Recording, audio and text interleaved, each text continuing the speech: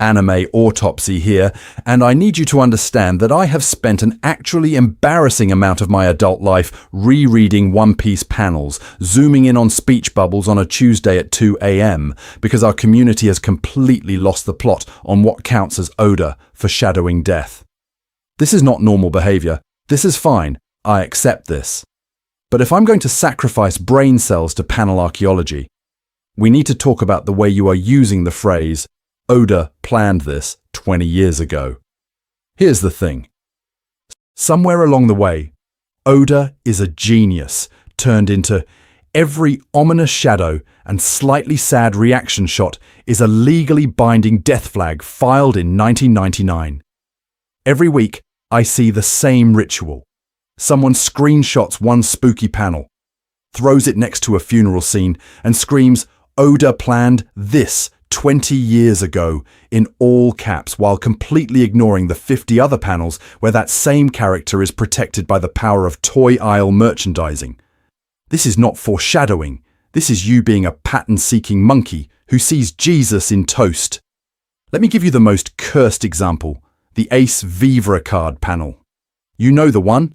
Whitebeard's ship, Luffy holding the little paper, Garp's warnings in the background, the whole visual countdown to tragedy.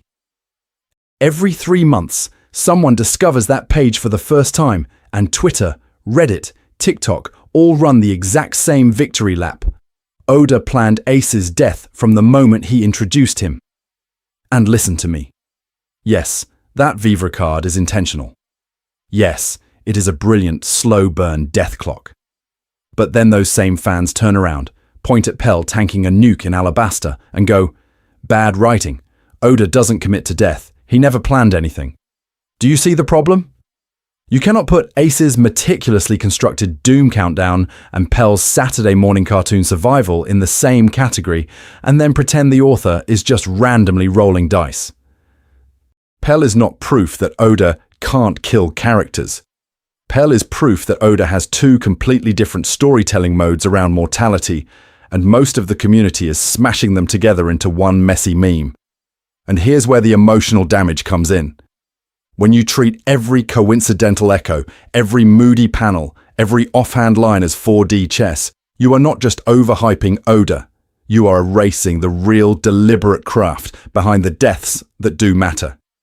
You flatten Ace, Whitebeard, Yasui, Oden, all those carefully telegraphed exits into the same noise as what if Usopp's nose is a death flag. I love this series. I love you. But I am not letting you walk out of this video still saying Oda never does death flags with a straight face. By the time we are done, you will know exactly when he does, when he doesn't, and whose funeral has been planned since chapter 1. What this video is actually going to do to you. So here's what's about to happen to you. You think you clicked on a fun little theory video. You did not. You have accidentally signed a contract. I have you hostage for the next 2 hours plus, and by the end of this, you are never going to scroll past a One Piece death flag post the same way again. You're going to become that annoying friend pausing panels to point at speech bubbles going, "See? That's the line. That's the funeral notice." Because here's the thing. Oda almost never kills. For a 25-year war manga, the body count is shockingly low. This is normal, this is fine.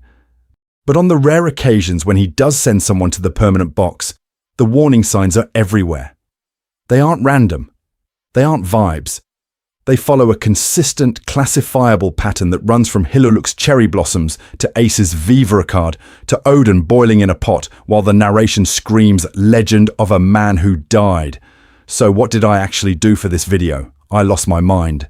I went back through the entire manga, front to back, with the specific goal of building an actual list of every death Oda meaningfully foreshadowed versus every death he either retrofitted or straight up faked you out on. I cross-checked SBS answers, author comments, interviews, publication timing, even which volume covers Oda chose to spotlight certain characters on.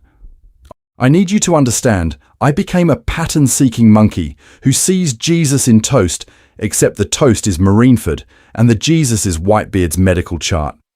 We're not just pointing at sad panels and going, wow, tragic. We're going systematic. Every death in this story is going into one of three buckets: true foreshadowing, retrofitting, and what I'm calling prewriting. True foreshadowing is Ace's vivre card shrinking 100 chapters before he dies, with Garp's warnings and Blackbeard's introduction stacking on top. Retrofitting is when an earlier detail gets reassigned meaning after the fact. This is not a sin. This is not bad writing. Prewriting is when the author had the death plan before chapter 1 and has just been slowly walking you to the gallows. And we need to be clear about definitions before we start accusing panels of murder. So the structure of this hostage situation is simple. First, I'm going to nail down what I mean by those three categories, with concrete examples so you can test them yourself. Then we zoom out to industry context, how weekly manga is actually written, why editors matter, why Oda planned everything from the start, is both true and not true in very specific ways. Only then do we march era by era through the story. East Blue, Alabasta, Skypiea, Water 7, Marineford, Dressrosa, Whole Cake, Wano, tracking exactly how Oda telegraphs who is not making it out. By the time we hit the current arc, you should be able to look at a panel and with uncomfortable confidence say, "Oh, Oda's already sharpening the knife for this one." And if that sounds terrifying, good. Because next, we're going to start by breaking your current definition of foreshadowing in half. You're using foreshadowing wrong, and it matters. So when I say we're breaking your definition of foreshadowing in half, I need you to understand I'm not being poetic. I mean the word foreshadowing in this community has been beaten into a vague, fuzzy compliment that just means thing I noticed on reread that made me feel smart. You see two panels 10 years apart, they rhyme a little, and suddenly the comments are, ODA foreshadowed this peak writing. Here's the thing, that's not a definition, that's a vibe. And vibes are great for TikTok edits, but they are useless if we're trying to build an actual framework for how Oda handles death. If every cool coincidence, every thematic echo, every that's neat detail is foreshadowing, then nothing is. The category stops meaning anything. You can't analyze what the author is doing if your main storytelling term is just stuff that feels intentional to me. So we need to go old school for a second. Foreshadowing, in the classical storytelling sense, is when an author intentionally plants information early in a narrative because they already know the specific payoff they're steering toward. The key word there is intentionally. Not this could maybe be used later. Not fans might connect this someday. It's planned. The setup exists because the author has already decided what it will pay off as. This is where Chekhov's gun comes in. You've heard the metaphor. If there's a gun on the mantelpiece in Act 1, it should go off by Act 3. People quote that and turn it into anything that recurs later is foreshadowing. No, Chekhov is assuming the playwright already knows someone will fire the gun. The gun is there because the shooting scene already exists in the author's head. That's the order of operations. Now, pattern interrupt. That ideal, tidy theory. It absolutely falls apart the second you walk into the chaos factory that is weekly shonen manga. Oda is not a 19th century playwright leisurely polishing a 3-act script. He is a man in a deadline blender. You have editors, popularity polls, anime schedules, real-world events, health scares, and the sheer exhaustion of drawing a war at Marineford for a year straight. Perfect, decade-long, unchanging plans. This is not a sin to admit they're rare. This is normal. So when you see Ace's vivre card shrinking 100 chapters before Marineford, or Whitebeard coughing up blood long before he gets half his face removed, you have to ask, was this truly foreshadowing? In the strict sense. Did the author already have that exact death scene nailed down? Sometimes yes. Sometimes absolutely not. Because not everything that looks like foreshadowing is foreshadowing. Sometimes it's retrofitting, where the author goes back to an old, flexible detail and assigns it new meaning. Sometimes it's coincidence, a pattern-seeking monkey brain seeing Jesus in the toast of panel composition. And sometimes, especially with Oda, it's something stranger that I'm going to put in its own category later. I need you to hold that distinction in your head, because when we start sorting deaths, the difference between planned gun, repurposed prop, and happy accident is everything. 3 buckets: foreshadowing, retrofitting, and something else. So we need to get organized before we drown in panels and start calling every sad face a death flag. I need you to have a mental spreadsheet open in your head, because from this point on, every corpse and every fake out is going into one of 3 buckets. Bucket 1, foreshadowing. Classical, boring, English teacher-approved foreshadowing. This is when the author has already decided on a death and intentionally plants a detail that meaningfully connects to that death. Not just, they mentioned fire once and later Ace dies in fire. I mean the vivre card shrinking, introduced over 100 chapters early, then repeatedly framed as a literal visual countdown on his life. The setup exists because the death was planned, and the connection is specific enough that in hindsight you go, oh, that could not have been about anything else. That's a planned gun on the mantelpiece. Bucket 2, retrofitting. Here's the thing. This is not a sin. This is not bad writing. This is in fact how most long-running storytelling survives past year 3. Retrofitting is when Oda takes something he wrote earlier that either had a different job or no clear job at all, and later assigns it new death-related meaning. An old scar that suddenly becomes the mark of an era that has to die. A throwaway gag about Kinemon and dragons that gets reframed as Wano's national trauma and the cost of Oden's execution. The original panel wasn't a death flag. The original panel becomes a death flag when the payoff shows up and reaches back in time to grab it. Now, bucket 3 is where the community completely loses the plot, because we don't really have a clean academic word for what Oda is doing. So I'm stealing one from actual writing practice and stretching it until it squeaks. I'm calling it prewriting. Listen to me. Prewriting is when the author decides the big stuff, eras ending, dreams inherited, who has to die to pass the torch, before chapter 1 then just unveils those decisions out of order. He isn't improvising Whitebeard's old era must fall speech on the fly. He's cashing in a chip he wrote on the board when he first sketched the Great Pirate Era. The closed country, the will of D. Someone will open Wano's borders. These are modular setups waiting for a specific funeral to attach to. So here's how we're going to use this. For every major death or fake out, Ace, Whitebeard, Oden, Yasui, Pell, Sabo, even Pagaya, I'm going to drag you back through the setup panels, walk you through the payoff, and then argue which bucket it actually lives in.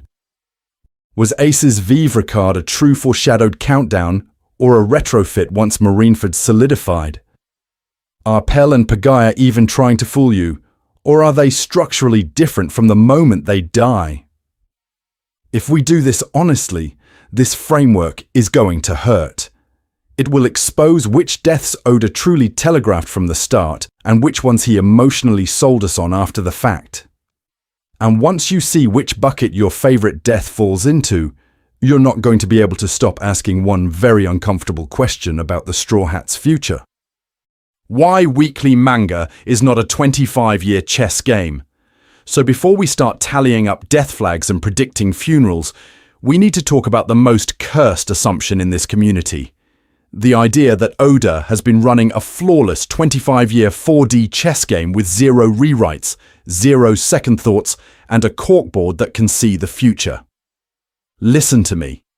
Weekly manga is not that. Weekly manga is war. You are drawing 15 to 20 pages every week for decades.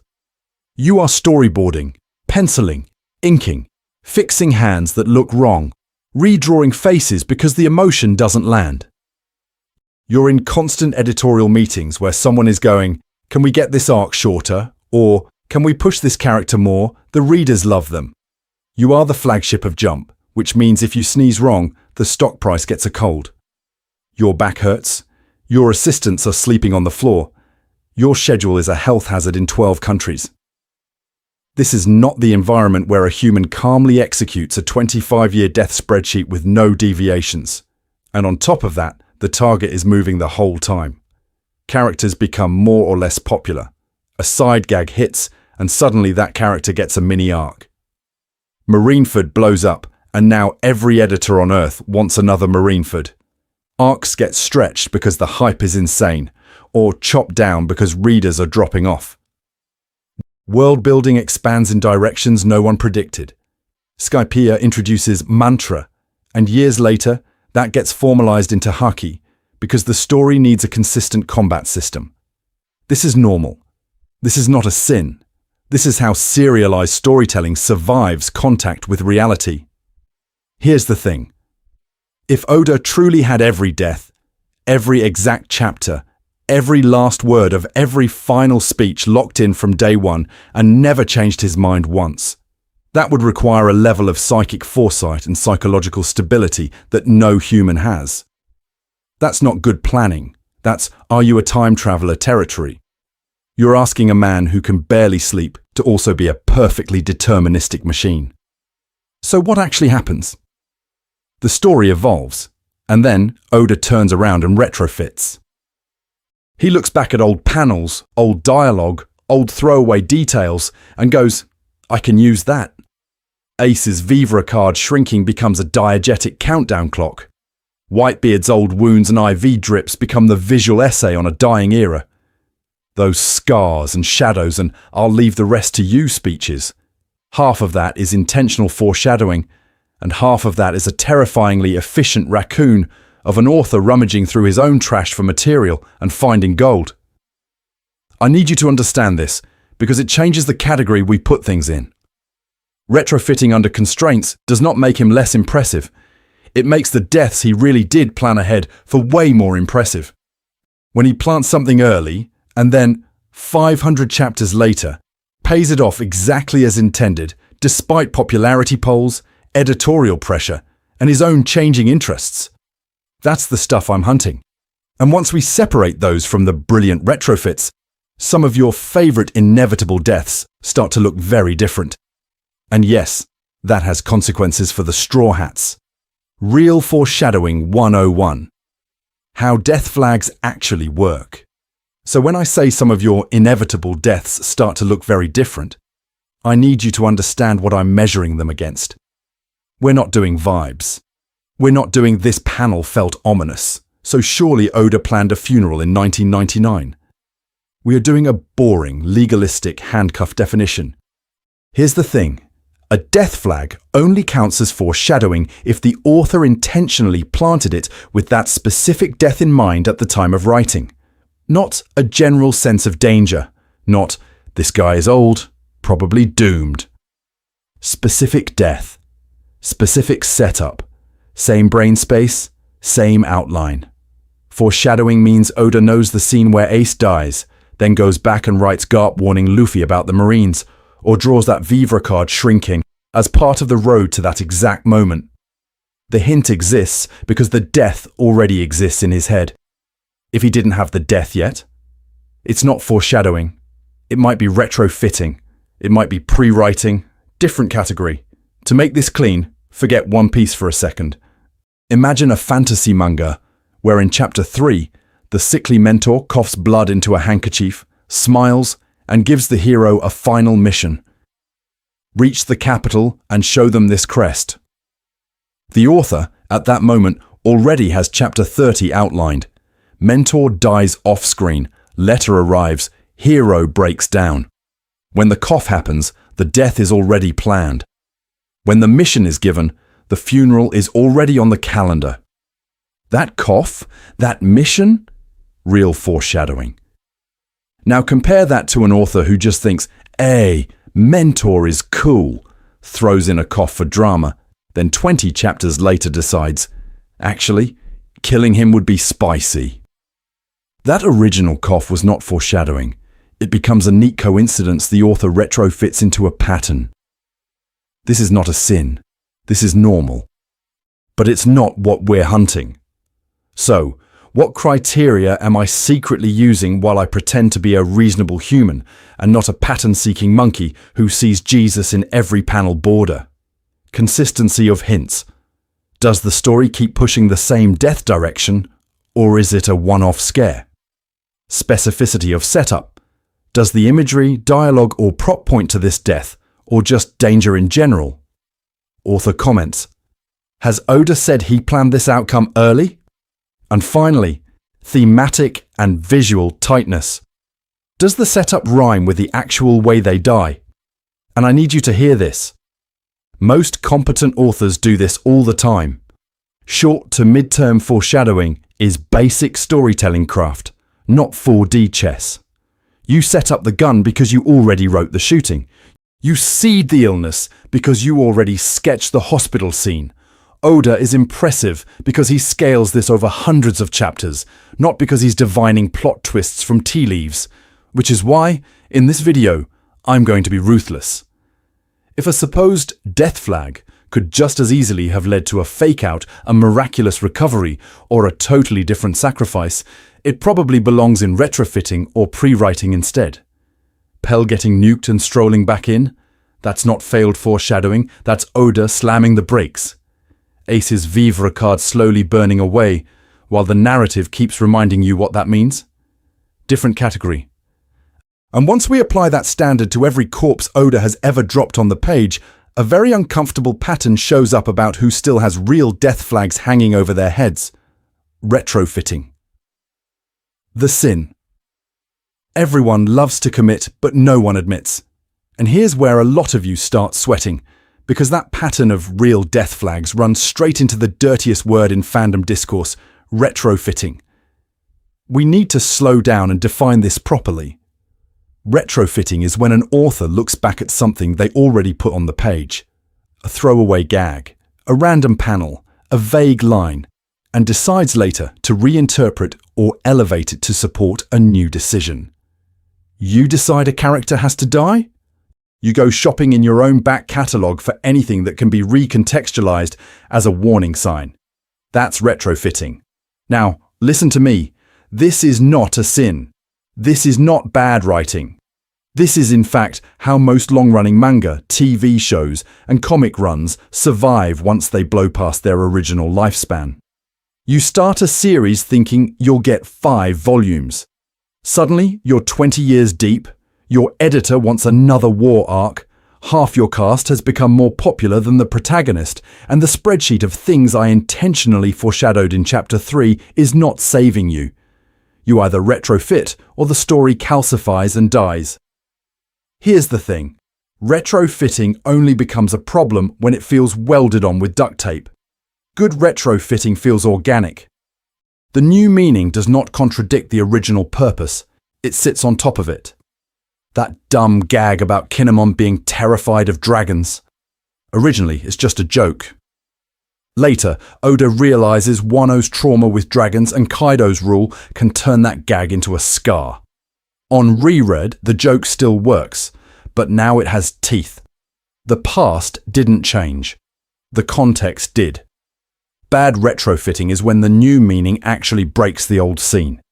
If you have to pretend a character never said something, or you need a lore PowerPoint to patch holes, that's not elegant, that's spackle. Fans can feel the difference even if they do not have the vocabulary for it. And this is where fan perception and creator incentives crash into each other. Fans want to believe in perfect long-term planning because it flatters us. It makes us feel smart. You get to be the pattern-seeking monkey who sees Jesus in toast and then posts a 10-tweet thread about how Oda confirmed your galaxy brain. Meanwhile, the author wants freedom. They want to respond to what is actually working, to kill the character who suddenly carries the emotional weight, not the one they penciled into a flowchart in 1997. Pattern interrupt. What if I told you that both sides are right? Retrofitting is normal. This is fine. This is how you keep a living serialized story breathing without throwing the entire outline in the trash. And when it is done well, it becomes indistinguishable from true foreshadowing on reread, because your brain does not care when the decision was made. It only cares whether the pattern feels intentional. Which brings us back to One Piece.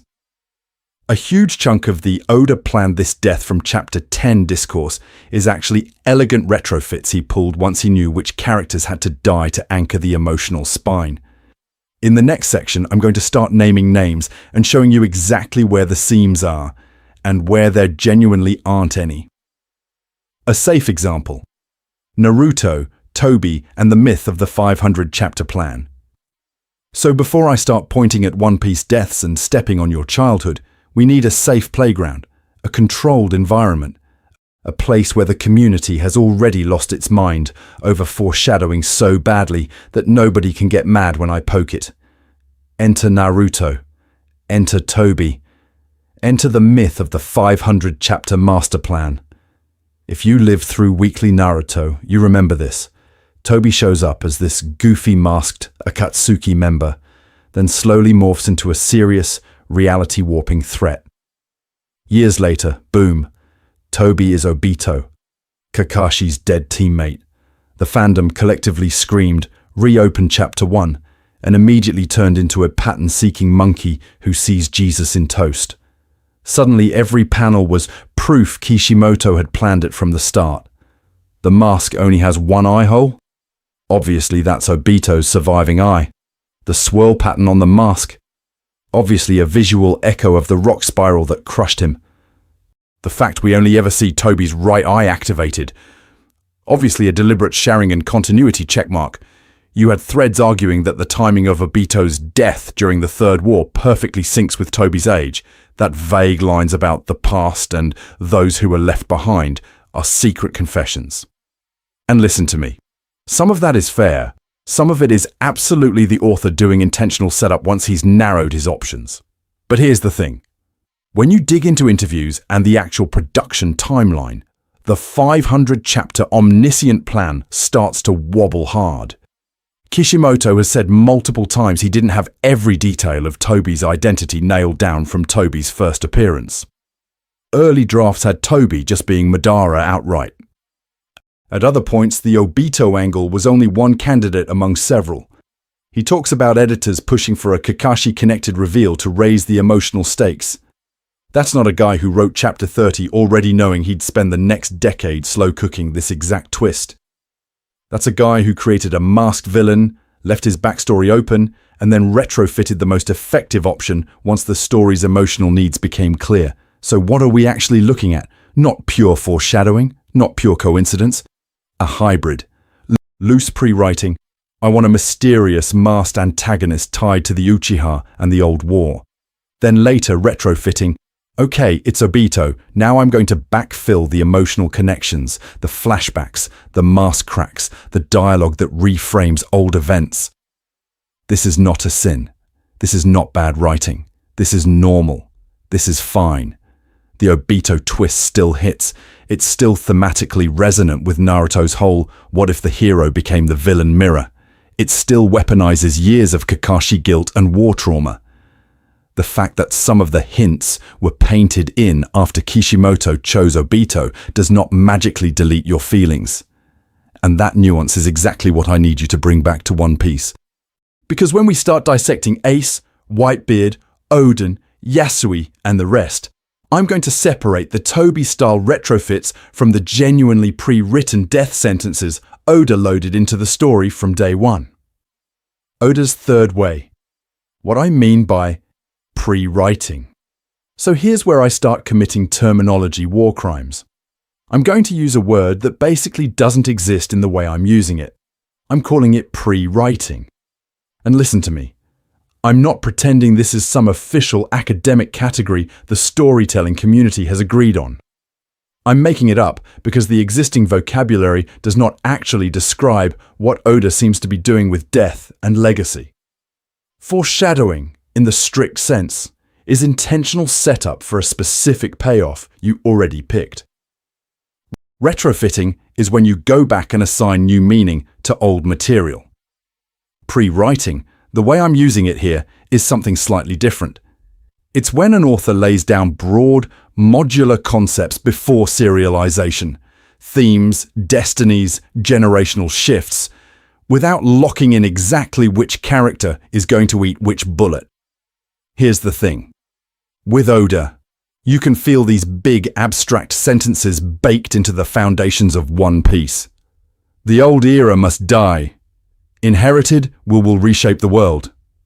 Opening borders has a price. Those are not just vibes. Those are structural commitments. But in the early years, he is not necessarily saying, this specific guy with this specific mustache is the one who dies to cash that check. He is building a tab the story has to pay later. So how does that show up around death? He seeds the idea that entire roles or generations are doomed. The era of Whitebeard, the age of pirates, the samurai of Wano are framed as already living on borrowed time. Then, years later, when the story reaches the right emotional temperature, he decides which specific characters are going to be sacrificed to fulfill that thematic debt. The foreshadowing you feel is not always about an individual. It is about a slot that needs a corpse. This is why you get arcs that read almost as slow-motion funerals. Marineford is not just who dies. It is the bill for the age of Roger and Whitebeard cannot coexist with the age of Luffy. Wano is not just who gets executed. It is the cost of a closed country cannot stay closed. The prewriting is the rule, the death is the example. And that puts Oda in a really weird spot on the spectrum. He is not a pure seat-of-the-pants improviser, throwing darts at a board to see who keels over next week. But he is also not a 25-year perfect outliner, with every casualty spreadsheeted from Chapter 1. He is someone who builds long corridors of potential, then walks down them in real time, and chooses which doors to close with blood. This is not a sin. This is not bad writing. This is normal for a long serial, just executed at an absolutely deranged scale. I need you to understand that when we get to Whitebeard, Oden, and Yasui, we are not just talking about character deaths. We are talking about pre-written roles in a generational purge Oda committed to before those names ever hit the page. Because once you see how early those corridors were built, you start asking a much scarier question. Whose door is still waiting to be slammed shut? Ground rules. What counts as a death in One Piece? So before we start sprinting down those corridors knocking on every door, we need to decide something boring but essential. What even counts as a death in One Piece? Because if I don't draw a hard line here, this turns into a 4-hour slideshow of every marine who faceplants into the ocean. Here's the thing. Oda almost never kills major characters, but when he does, the foreshadowing is absurdly intentional. So my criteria have to be just as strict. For this video, I'm only counting deaths of named characters that are either shown on panel or confirmed unambiguously off panel. Named. Shown. Confirmed. If the story doesn't treat them as a person with a role and a farewell, they're not on the master list. That means ace, obviously. We see the wound, we see the body, we get the full-page goodbye and the funeral. Same for Whitebeard. Same for Oden, Yasui, Hiluluk, Belmare, Olvia, Saul. And we'll talk about him. The point is, the author frames these as endpoints. The camera lingers. The dialogue shifts into testament mode. Someone explicitly says he's dead. Or the narration does it for them. I am also, listen to me, absolutely counting a few non-human deaths. The Going Merry is on the list. The story gives her a funeral, a eulogy, and reaction shots more emotional than half the human cast. That is not an accident. That is Oda putting a ship in the same narrative category as a comrade. Same conversation for certain animals and symbolic figures where the paneling screams, "This is a passing." Who am I not counting? The mountain of background casualties, nameless marines, and civilians who explode in the distance. So we understand, oh, this is serious. Those are environmental stakes. They tell you the world is dangerous, but they are not foreshadowed as individuals. Nobody is seeding a 200-chapter death flag for Marine number 47 who got tail swiped by a Sea King. This is not a sin. This is normal genre storytelling. Now, fake-outs. Pell, Pagaya, Sabo, the entire Dressrosa birdcage panic. They are in the video, but they're quarantined in their own category. The question there isn't, did they die? It's, were we ever supposed to read this as final? Or is Oda drawing a deliberate difference between a scare and a grave? When Pell walks out of a nuke with some bandages and a thumbs up, that tells you something about how Oda uses death tension. To make these calls, I'm leaning on more than vibes. Full-page farewell panels, explicit in-story dialogue, SBS confirmations, vivre card data books, even Oda's interviews where he says, calmly, no, that guy is dead. If the author has gone out of his way to nail the coffin shut, I'm treating it as canon. And here's the spicy part I need you to sit with. There are deaths this community still argues about that, by Oda's own framing, are absolutely final. Once we line up the foreshadowing receipts on those, the denial gets a lot harder to sustain. East Blue. The first time Oda shows you how he kills. So, if we're done arguing with Oda about who's actually dead, we need to go back to where he first teaches you what death even means in this story, East Blue. Not just as Luffy's tutorial arc for punching clowns and walking in a straight line toward his dream, but as Oda's tutorial arc for how this world handles death, sacrifice, and dreams quietly rotting in the background. Here's the thing. In East Blue, almost nobody dies on page in real time. The bodies are already cold. Quina is the perfect example. We don't watch her die. We get the aftermath, the shrine, Zoro's training, the promise. Her death isn't foreshadowed. It's a fixed point the narrative orbits. Oda isn't planting a gun on the mantelpiece there. He's showing you the bullet hole in the wall and saying, this is what made this kid pick up a sword. Same deal with Gin's implied fate. Don Krieg's crew is poisoned. Gin refuses the antidote, walks off into the fog with this whole I'll take my chances bravado. Fans still debate whether he died, but notice the framing. It's not a carefully telegraphed on-page execution. It's trauma handed to Sanji and Zeph as a maybe loss, a wound that never gets fully confirmed or closed. Early Oda is far more interested in what death does to the survivors than in choreographing the moment of impact. But listen to me, because this is where the pre-writing brain starts humming. Even without big, explicit death scenes, Oda is already experimenting with death flags in the dialogue. Characters are constantly saying, this is my last chance. I'll stake my life on this. If I can't do this, my dream is over. That language is everywhere in East Blue, and most of the time, nobody actually dies. This is not a sin. This is not bad writing. This is Oda calibrating your emotional response to those phrases so he can cash them out later. Think about how many people we meet whose dreams are already dead the moment they walk on stage. Kaya, sick and resigned. Nami, who has already sold her soul and decided her life is just a down payment on Arlong's tyranny. Sanji, stuck in Bharati purgatory, clinging to a dream he's basically accepted he'll never chase. Those aren't foreshadowed deaths in the literal sense, but they are rehearsals for the idea that, in One Piece, a dream can die before the body does. And when a character says they'll bet their life on something, you feel it, because you've seen what it looks when that bet fails. I need you to clock this, because it sets up the first truly textbook example of Oda foreshadowing a death. Drum and Dr. Hiluluk. East Blue is the emotional groundwork.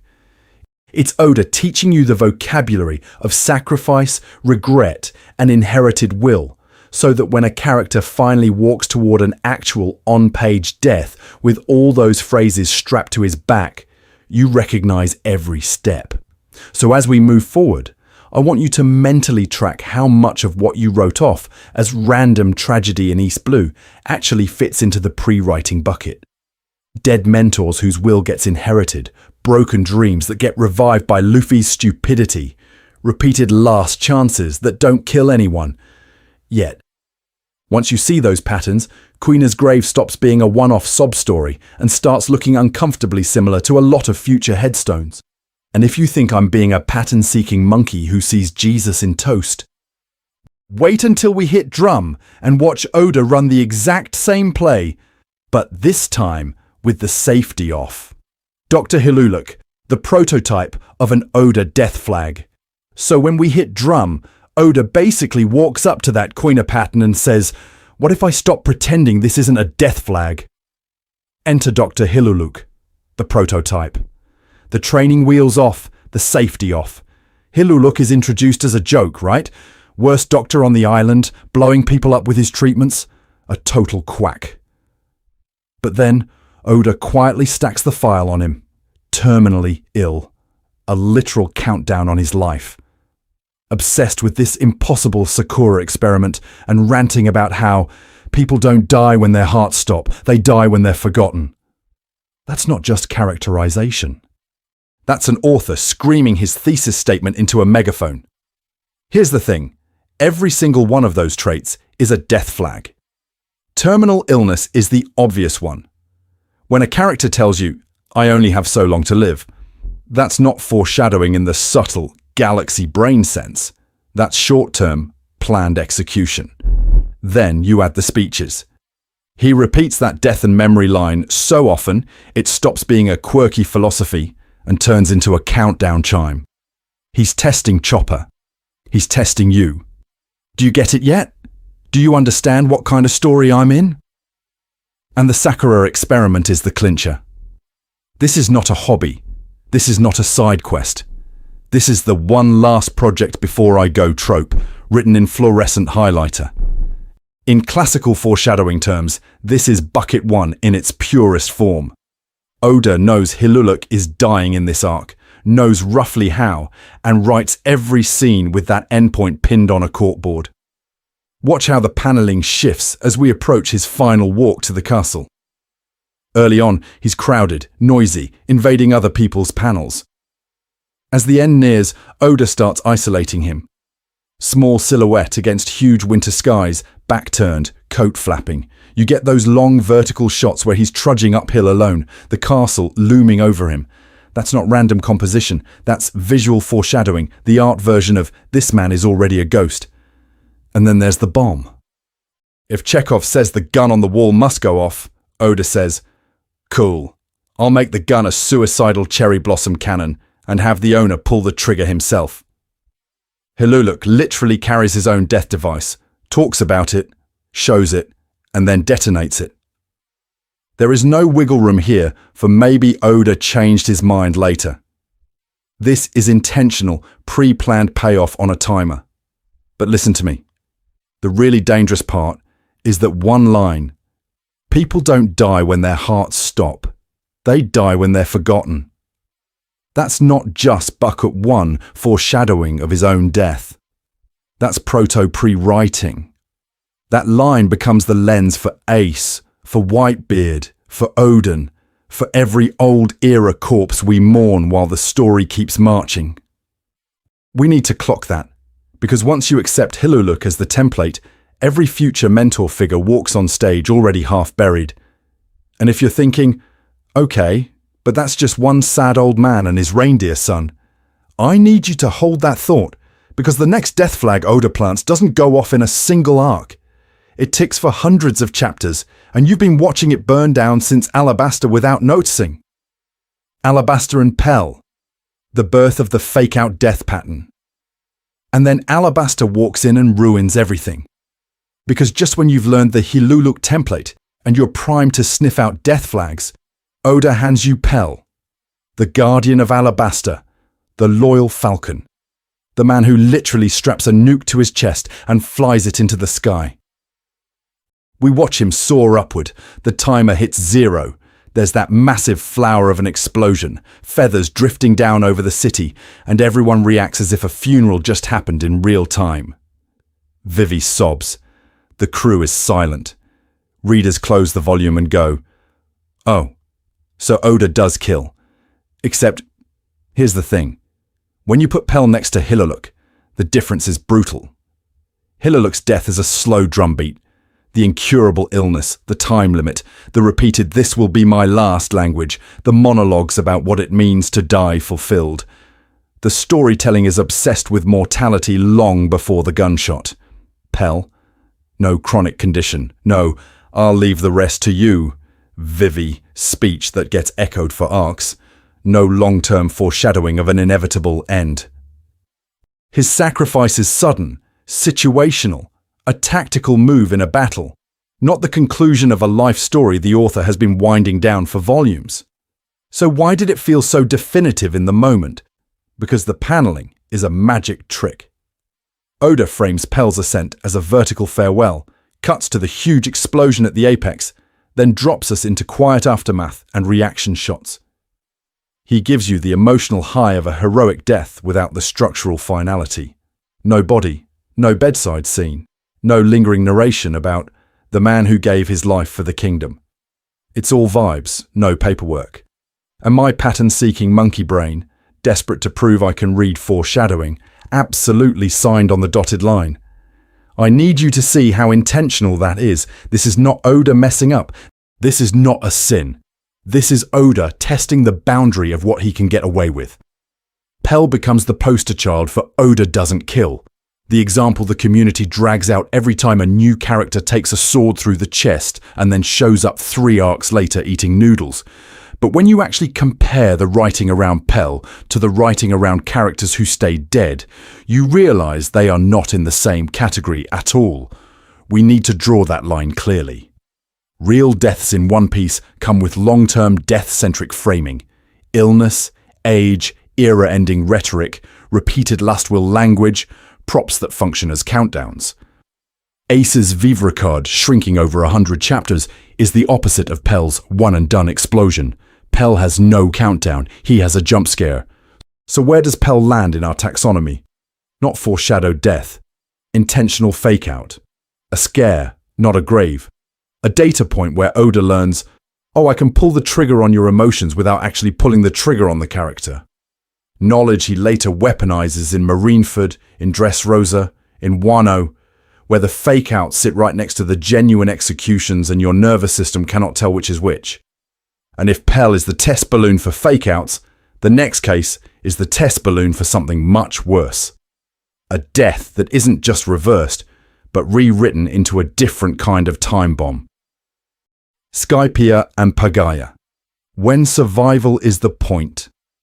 And if Pell is the test balloon for fake-outs, Pagaya is the test balloon for something even sneakier. A death that never existed in the author's head in the first place. You remember this scene. Enel's survival game, bolts dropping from the sky like a bored god playing whack-a-mole, and Pagaya standing on that cloud shore with Konis. He pushes her away. There's that instant of courage, and then the lightning hits. Hard cut, Konis screaming, body smoking. For a few pages, the story sells you, very confidently, on yeah, he's gone. Except here's the thing. Go back and actually look at the visual language. Oda doesn't linger. There's no full-page spread of Pagaya's corpse, no quiet panel of the Straw Hats reacting, no little memorial beat where someone says, he died to save me, and stares meaningfully into the middle distance. The story just keeps moving. Enel keeps monologuing, the game keeps ticking down, and Pagaya is treated as one more data point in Enel's cruelty, not a closed emotional arc. Compare that to a real One Piece death. When Ace goes down, Oda slams the brakes. Full-page panels, internal monologue, flashbacks, inherited will, the vivre card we've been tracking for 100 chapters finally burning to nothing. When Whitebeard falls, the entire war reorients around that body. The camera will not look away. Pagaya, zap, scream, transition.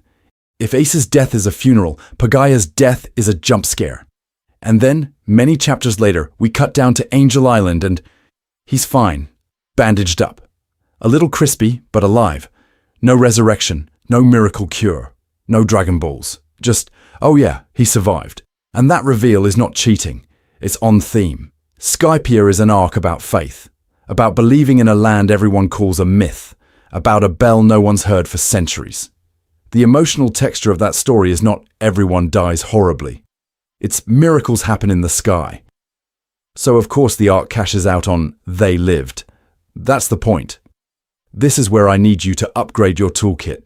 Not every apparent death is Oda trying to deceive you. Sometimes he's just spiking the tension for a chapter, then moving on. And you can see the difference in how much pre-death foreshadowing he's willing to invest. Ace gets a shrinking vivre card, Multiple warnings from Garp, Blackbeard framed as a loaded gun from his first appearance. Pagaya gets a lightning bolt and a daughter to scream his name. So where does he go on our cursed spreadsheet? Pagaya is category. Designed fake out. Zero true death foreshadowing. No illness. No, this is my last wish. No panel composition that treats him as an era-defining sacrifice. He's there to make Enel scary for a night, not to haunt the rest of the story. And listen to me, this is not a sin. This is not bad writing. This is normal. This is fine. Authors are allowed to jolt you without burying someone. The problem is when we, as a community, start treating every ominous shadow as a death flag instead of asking the boring practical question. Did Oda actually plan for this person to exit the story here? Because once you separate the Pagayas from the Aces, you start noticing a much darker pattern. The characters whose deaths are baked in from their very first scene. The going merry, when a ship gets a better funeral than most characters. And if you want to see what it looks like when that darker pattern is fully intentional from page 1, you don't start with Ace. You start with a boat. Because here's the thing. Oda kills the going merry harder than he kills most humans in this story. From the second the Straw Hats name her, the narrative stops treating her as an object and quietly files her under crew. People talk to her. They apologize to her. Panels linger on her figurehead, reacting to chaos the way another manga would cut to a shocked face. The author is telling you over and over, this is a person, and we, as a community, just nod and move on, because sure, cute sheep ship, this is fine. Then the foreshadowing starts piling up, not in one dramatic speech, but in a slow, miserable accrual of damage. Kuro's arc, Barati, Arlong, Reverse Mountain, Skypiea, every big moment costs Merry something. A mast, a patch, a band-aid over a cracked skull. I need you to notice how often Oda gives us repair montages that feel less maintenance and more ICU visit.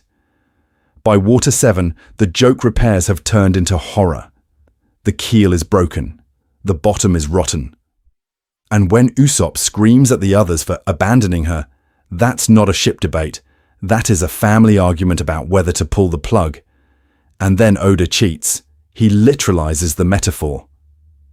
The Klabauterman appears, an actual ship spirit, a little ghost mechanic crawling around Merry's insides to keep her moving. This is not subtle. This is the author walking on stage with a neon sign that says, "Yes, she has a soul. No, you're not crazy." Once you grant a ship a literal guardian spirit, you've crossed a line. You're not foreshadowing a repair bill. You're foreshadowing a death. From that point on, the telegraphing is relentless.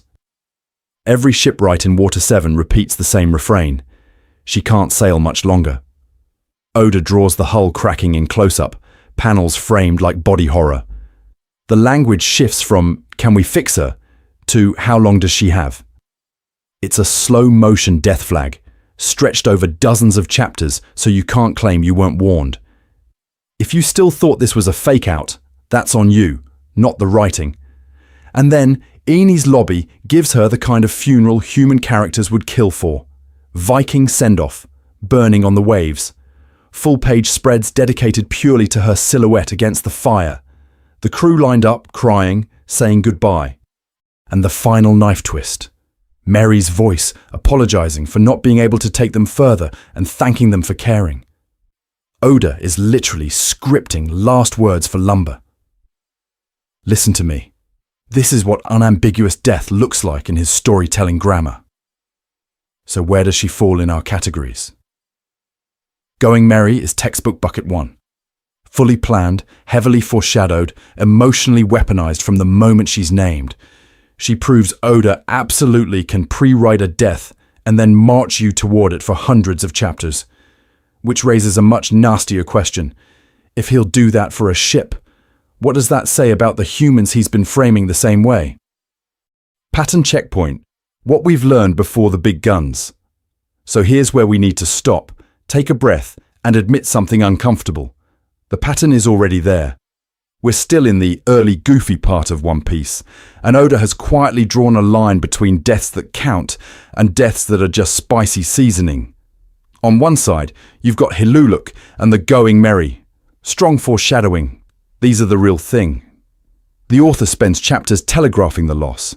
Explicit time limits, repeated language about final moments, characters talking about what they'll leave behind. You get ritualized farewells, a speech in the snow, a Viking funeral in the middle of the sea. The story doesn't just kill them, it builds a shrine first. On the other side, you've got Pell and Pagaya, intentional non-deaths. They get the explosion panel, the horrified reaction shot, the "oh no, did Oda really go there?" moment. And then the story just moves on. No long-term death flags, no sustained dread, no narrative infrastructure built around their absence. They're not framed as martyrs whose wills must be inherited. They're framed as people who had a rough Tuesday. Listen to me. That difference is not an accident.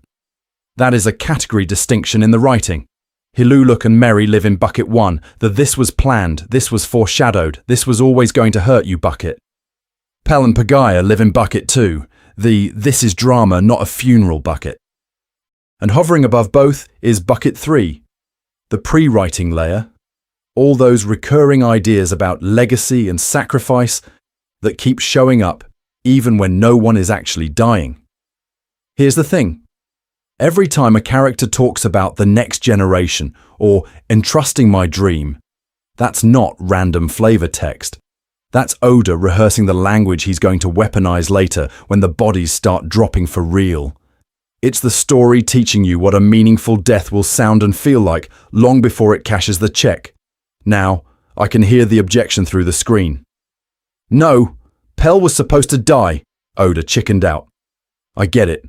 I was that pattern-seeking monkey squinting at the nuke panel too. But go back and look at the setup. There is no Hiluluk-style countdown, no vivre card equivalent, no repeated emphasis on him as the irreplaceable symbol of Alabasta's future. He's a brave guy who does a brave thing in a flexible slot. From a planning perspective, he's a movable piece, not a pre-written martyr. And this is not a sin. This is normal. Authors need those flexible pieces so the story can breathe. The problem is when the community insists on shoving every explosion into the tragic foreshadowed death category and then gets mad when it isn't. Pattern interrupt. We are done with the easy ones. From here on, the deaths plug directly into the meta-narrative about eras, inherited will, and who gets to shape the ocean. The foreshadowing stops being a single speech or a sad flashback and turns into whole arcs, behaving like slow-motion funerals. Ace is the turning point. I need you to understand this before we go into Marineford. Ace's death does not start at the execution platform. It starts the moment Oda decides what kind of world Luffy's generation is inheriting, and what has to be burned down for it to exist at all. Ace, the man who started dying the day. He was introduced. Ace is the control case. If you want to know the difference between real foreshadowing and the community's pattern-seeking monkey brain seeing Jesus in toast, you stare at Portgas D Ace until your eyes hurt. On paper, his introduction screams plot armor. Cool, overpowered big brother.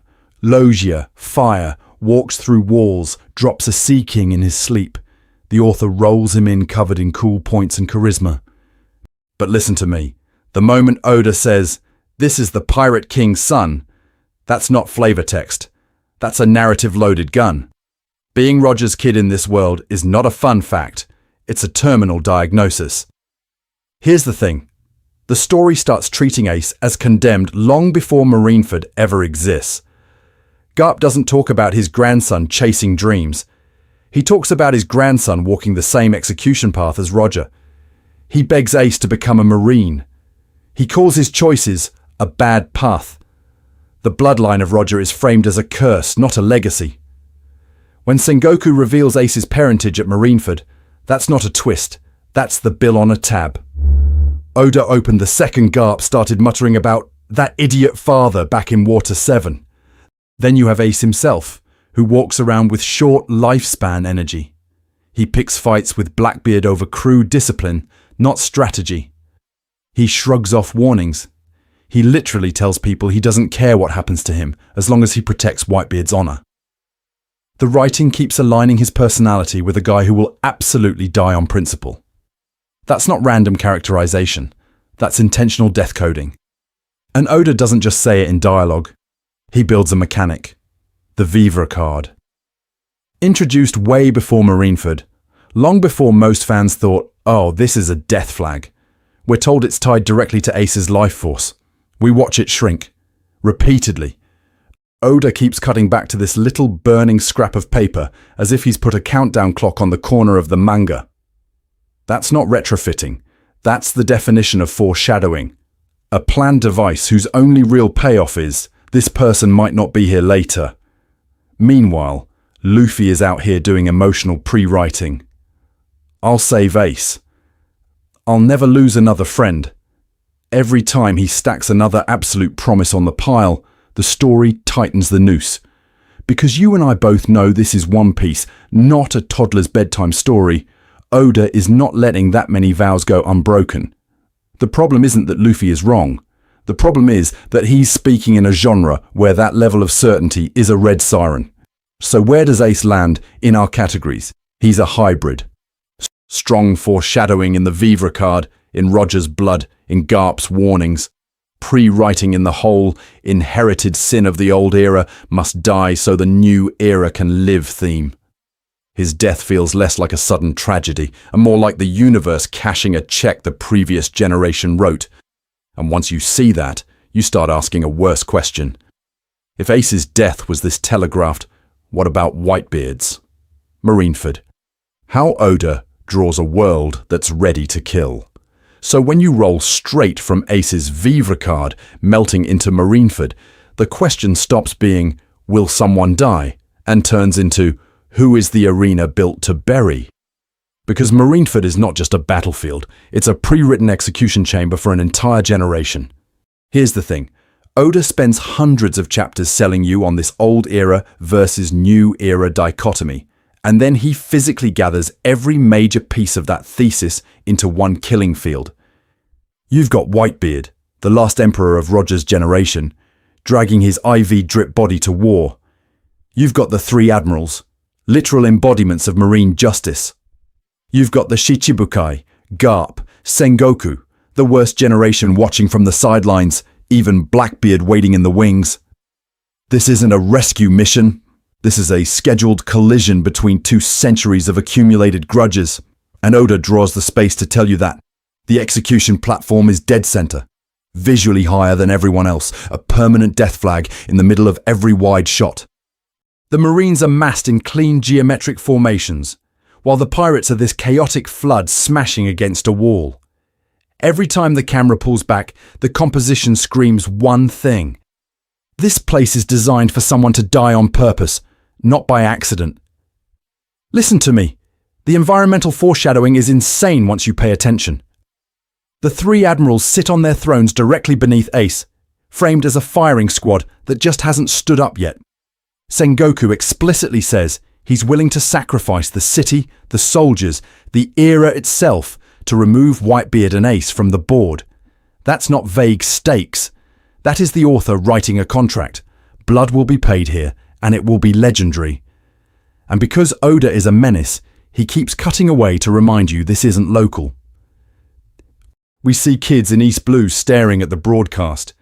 We see Shanks's crew, Dadan, Crocodile's old subordinates, random islands gathered around tiny transponder snails. The entire world is framed as an audience that showed up expecting a historical execution. When the story itself pauses to show you people saying, this war will change everything, that's not just hype. That's structural foreshadowing that someone foundational is about to get removed. I need you to notice how that changes the category of death we're dealing with. This isn't a surprise stabbing in a back alley. This is an old era being marched up the scaffold while the new era takes notes. Even before you know it's Ace, even before you see Whitebeard's chest turned into Swiss cheese, the writing is telling you, the age of Roger's heirs is bleeding out on these icebergs, and we need to talk about how targeted that gets. Because within this death arena, Oda doesn't just roll dice. He starts quietly marking certain people with paneling, dialogue, and injuries that say, the story has already signed your death certificate. The problem is, once you see those marks at Marineford, you start seeing them on other characters who are still breathing. So who exactly has the narrative already put on the execution platform next? Whitebeard, a dying giant, long before Marineford Step 1 on that execution platform is obvious. But I think the community still undersells how early the noose goes on. It's Whitebeard.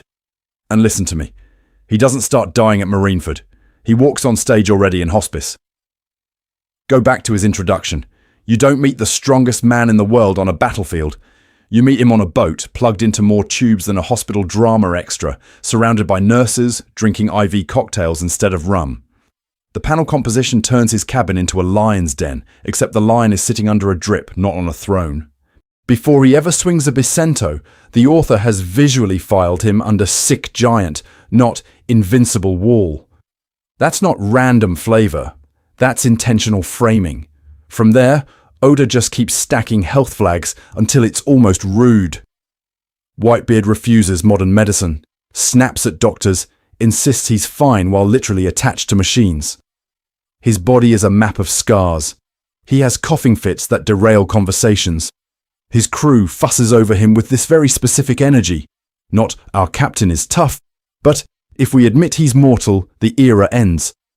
You can feel the denial. You can feel that they're protecting a myth more than a man. Here's the thing, that myth is the real foreshadowing. Characters don't just call him strong, they call him the strongest man, the last remnant of the old era, the man closest to One Piece. In Oda's storytelling, that category is a trap. When the narration starts labeling you as an era, you're not a protagonist anymore, you're infrastructure. An infrastructure in fiction exists to be destroyed so the new bridge can be built. This is not a sin. This is not bad writing. This is the planned life cycle of legends. Then Marineford shows up, and Oda hits fast forward on everything he's been whispering. Squad's stab is framed as a betrayal, but it's also a medical chart in panel form. Whitebeard doesn't dodge. He doesn't even properly guard. His reactions are slow. His heart literally starts failing on screen. He suffers heart attacks mid-fight, pauses as if the operating system is blue screening, then reboots through sheer will. You're not watching a titan in his prime. You're watching a body that's already spent being puppeted by an era that refuses to sit down. And then the half face. Any other series, that's instant death.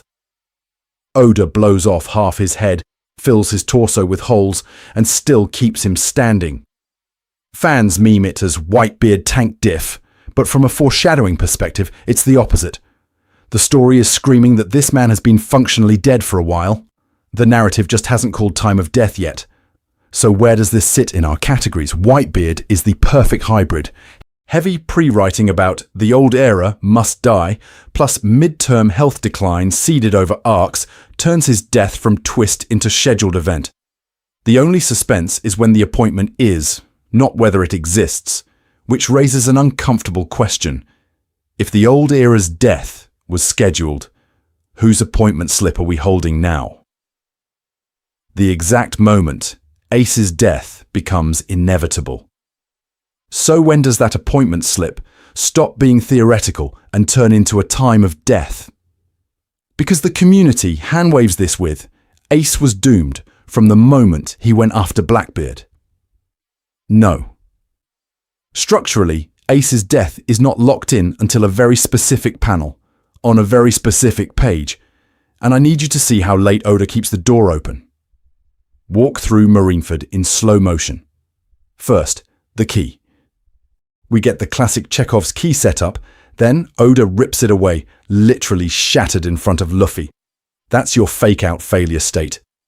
The story says, see, this is the branch where he dies in chains. Then immediately, Luffy pulls out the alternative path, the improvised haki breakout. He breaks the cuffs with his bare hands. The panels open up, the gutters widen, and for a brief, intoxicating stretch, it reads as a prison break that actually worked. You feel it. The vivre card stops burning. Ace is running alongside Luffy, trading blows, bantering. Whitebeard still standing. The soundtrack in your head shifts from funeral dirge to victory lap. Up to this point, from a writing perspective, Oda has given himself 2 clean outs. Ace dies in the chair, tragic but inevitable, or Ace escapes and we deal with the fallout later. Both are structurally viable. The foreshadowing is heavy, but it's pressure, not sentence. Then we hit the panel. You know the one. Akainu spits on Whitebeard, spits on Ace's father, and the page composition suddenly slows down. There's a pause on Ace's face, a 3/4 profile, turned back, eyes shadowed, mouth set.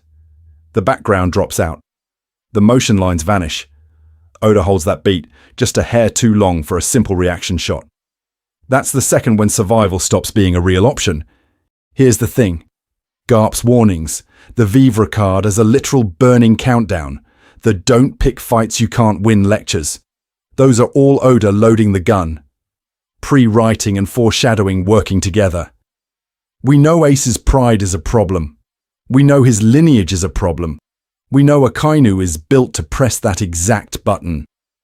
But until Ace turns around, none of that demands a corpse. The author could still pivot. This is not a sin. This is normal in serialized storytelling. Ace's flaw pulls the trigger. He cannot walk away from an insult to Whitebeard because his entire character has been intentionally written as the son who chose his father. That's why Oda lingers. He wants you to feel that this is not prophecy cashing a check, this is a choice. The death is inevitable in hindsight, but in the moment it's horribly, agonizingly personal. And this is Oda's preferred category of death. Not a lightning bolt from the plot gods, not a random stray cannonball. A convergence. Pre-written themes about inherited will, long-term foreshadowing through the vivre card and Garp, and a last-second, in-character decision that slams every door but one. Listen to me. Once you see that panel as the hinge, Marineford stops being a massacre and starts reading as a case study in how Oda weaponizes character agency. Which raises the next problem.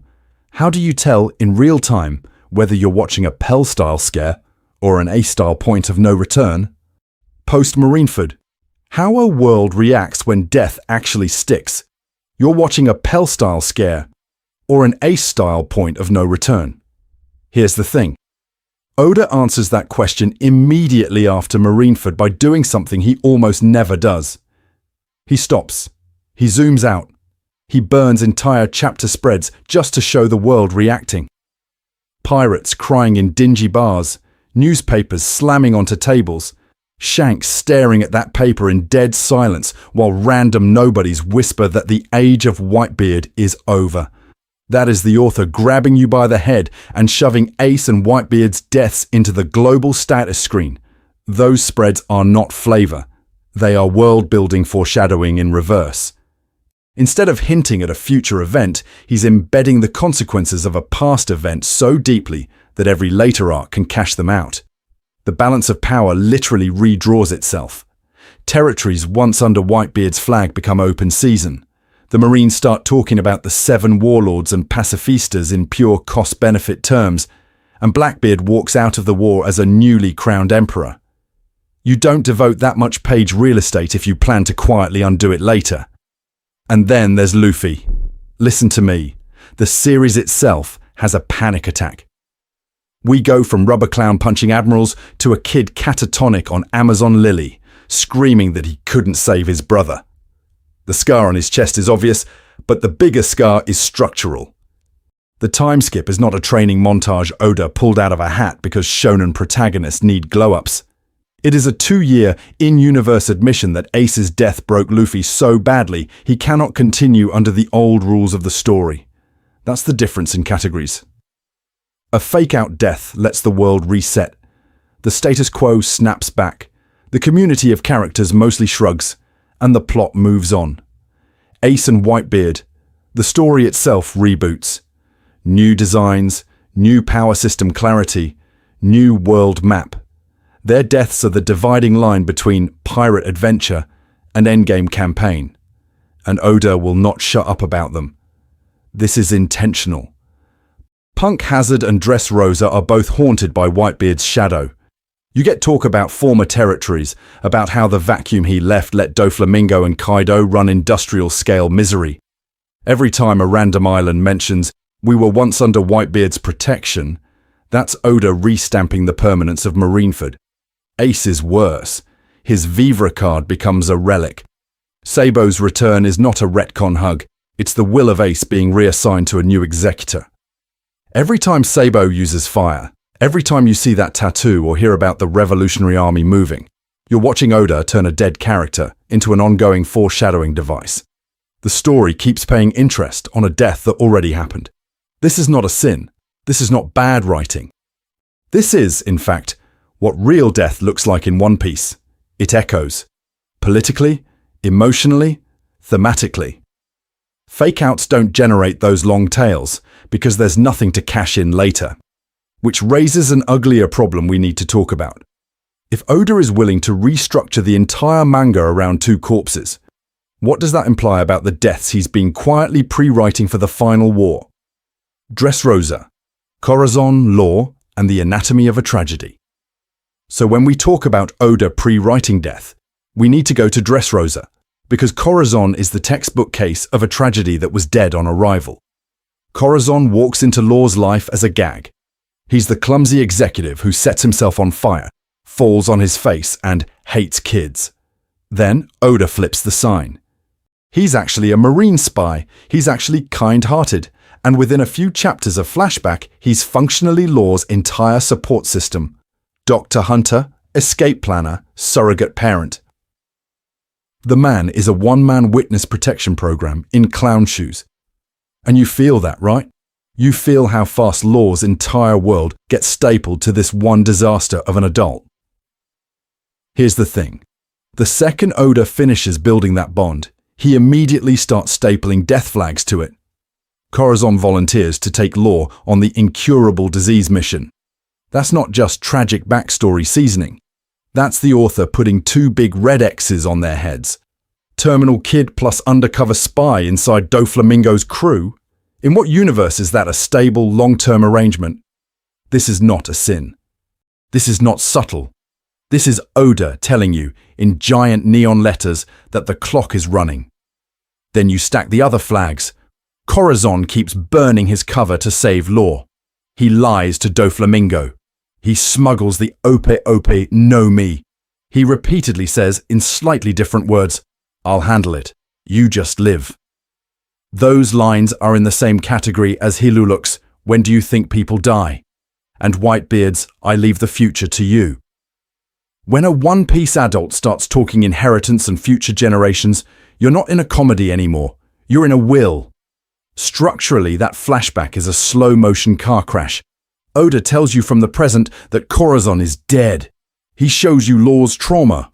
By the time we get to the snowfield, to Corazon dragging a crate with Law hidden inside, to him literally using his devil fruit to mute the sounds of his own execution, the twist isn't that he dies. The twist is how far he's willing to go to make that death useful. When you finally see him shielding Law from bullets, it doesn't feel sudden. It feels overdue, in the horrible Greek tragedy sense. And then Oda drops the real pre-writing bomb, the D speech.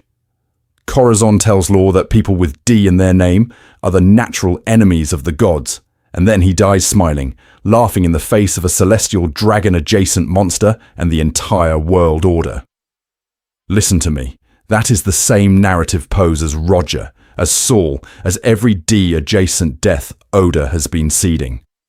Certain people in this story are structurally destined to die grinning at the cruelty of the world.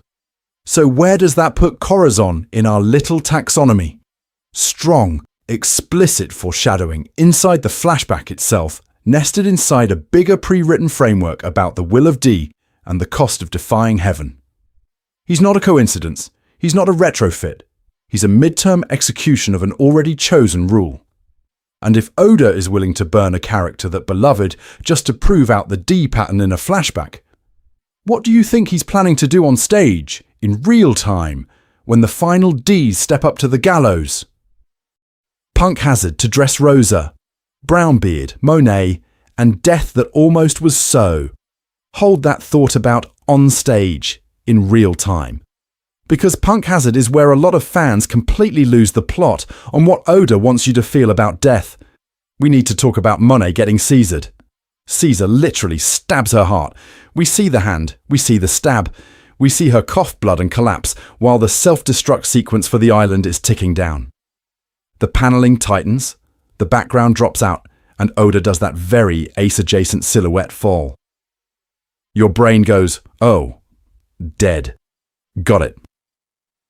Except, does he ever show you a corpse? Does he ever give you a grave, a cover story, a single post-arc confirmation panel? No. He lets the apparent death sit in your memory as a vibe. And listen to me. That is already a category difference from Ace or Whitebeard, where the author drags you through a multi-page ritualized execution of the body. Here's the thing. With Monet, the foreshadowing is almost entirely mechanical. She's a villain with a literal heart as a plot device. She's tied to a bomb. She has a moment of hesitation around Doflamingo's orders. Those are not deep, pre-written death flags. Those are just the ingredients you need to justify pushing a button and clearing a piece off the board. Now contrast that with Brownbeard and the general Punk Hazard body pile. Brownbeard gets shot by Caesar's men, abandoned in the snow, swallowed by the chaos. You see him bleeding, you see him fall, and then nothing. No funeral, no mourners, no narrative breath wasted. He is Schrodinger's centaur permanently. And Oda does this a lot on Punk Hazard. Random centaurs, test subjects, marines in gas masks, kids pumped full of drugs. They drop, they choke, they disappear into smoke. The community will freeze frame these panels and go, see, Oda is so dark here, this is a massacre. And then in the next arc, we're back to gags and gladiators. This is not a sin. This is not bad writing. This is atmosphere. Monet and Brownbeard sit in that grey zone where death is a tool for stakes, not a planned emotional centerpiece. They aren't Ace, slowly telegraphed through vivre cards and Garp's warnings. They aren't Whitebeard, framed for hundreds of chapters as a dying monument of the old era. They are there to make you believe Punk Hazard is lethal so that when kids are crying and gas is rolling in, you don't feel safe. So I need you to clock the pattern. When Oda intends a death to reverberate through the story, the foreshadowing is structural. It's in the era talk, the inherited will, the repeated, "This is my last" speeches. When he just wants bodies on the floor, he gives you ambiguous off-screen fates and moves on. Where does that leave Monet on our Oda planned this death list? Honestly, as a contrast piece. Minimal foreshadowing, no clean confirmation, emotionally contained to one arc. Useful for teaching you what a non-core, non-pre-written death looks in his storytelling. So that when we hit Dressrosa and he starts flirting with killing people on stage again, you can feel the difference in your bones. Sabo. The fake death that became retroactive foreshadowing. So when you feel that Monet contrast in your bones, I need you to hold on to it. Because we're about to hit the poster child for the opposite case. Sabo.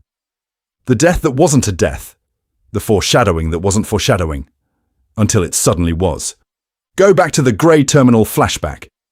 Sabo steals a boat, finally tries to escape the Goa trash fire, and then a celestial dragon casually aims a ship cannon at this random speck on the ocean.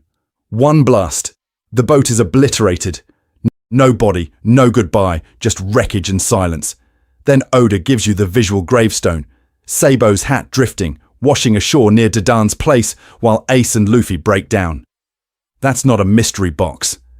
That's a funeral. Here's the thing. At the time of publication, this is doing one job. It is a tragic backstory device. It explains why Ace is so feral about protecting Luffy. It gives Luffy and Ace a previous failure, a brother they couldn't save, so Marineford can rhyme emotionally when they fail again. There's no vivre card, No ominous, if I die, remember this. No structural countdown the way Ace's actual death gets. It reads as closed, full stop. And this is where the community goes full pattern-seeking monkey who sees Jesus in toast. We go back and point at the hat panel and go, see, foreshadowing. Oda planned the Revolutionary Army brother from day one. Listen to me. That hat shot is not Chekhov's gun, it's Chekhov's tombstone. What happens later is retrofitting in textbook form. Post-Marineford, Oda clearly decides, I still want Luffy to have 3 brothers. I still want a living link to Ace. I need a high-ranking revolutionary to drag Luffy into that side of the war. So Sabo survives. He's rescued by Dragon. He gets amnesia, which conveniently explains why he never shows up pre-time skip. Suddenly, that childhood death isn't an endpoint. It's a pivot point that launches him into the Revolutionary Army off-screen. Once that decision exists, the old material gets reinterpreted. The shared sake cup becomes retroactive foreshadowing of a trio that must, by narrative law, be completed. The letter Sabo wrote to Ace and Luffy before leaving, unread at the time, suddenly feels intentional, a dangling thread waiting for a return. Even the hat, which originally just signals this boy is gone, turns into a visual promise. His identity is still out there, waiting to be reclaimed when he puts a new hat on and walks back into Dressrosa. But we need to be honest about the category here. Sabo is a retrofit, a really good retrofit. Emotionally powerful, thematically coherent, perfectly integrated into the revolutionary plotline. But not a 500-chapter, meticulously planned fake-out death flag. The author didn't hide a living Sabo in the margins for a decade. He went back, picked up a closed wound, and reopened it on purpose. And if that bothers you, this is not a sin. This is normal. This is how long-form storytelling survives its own success.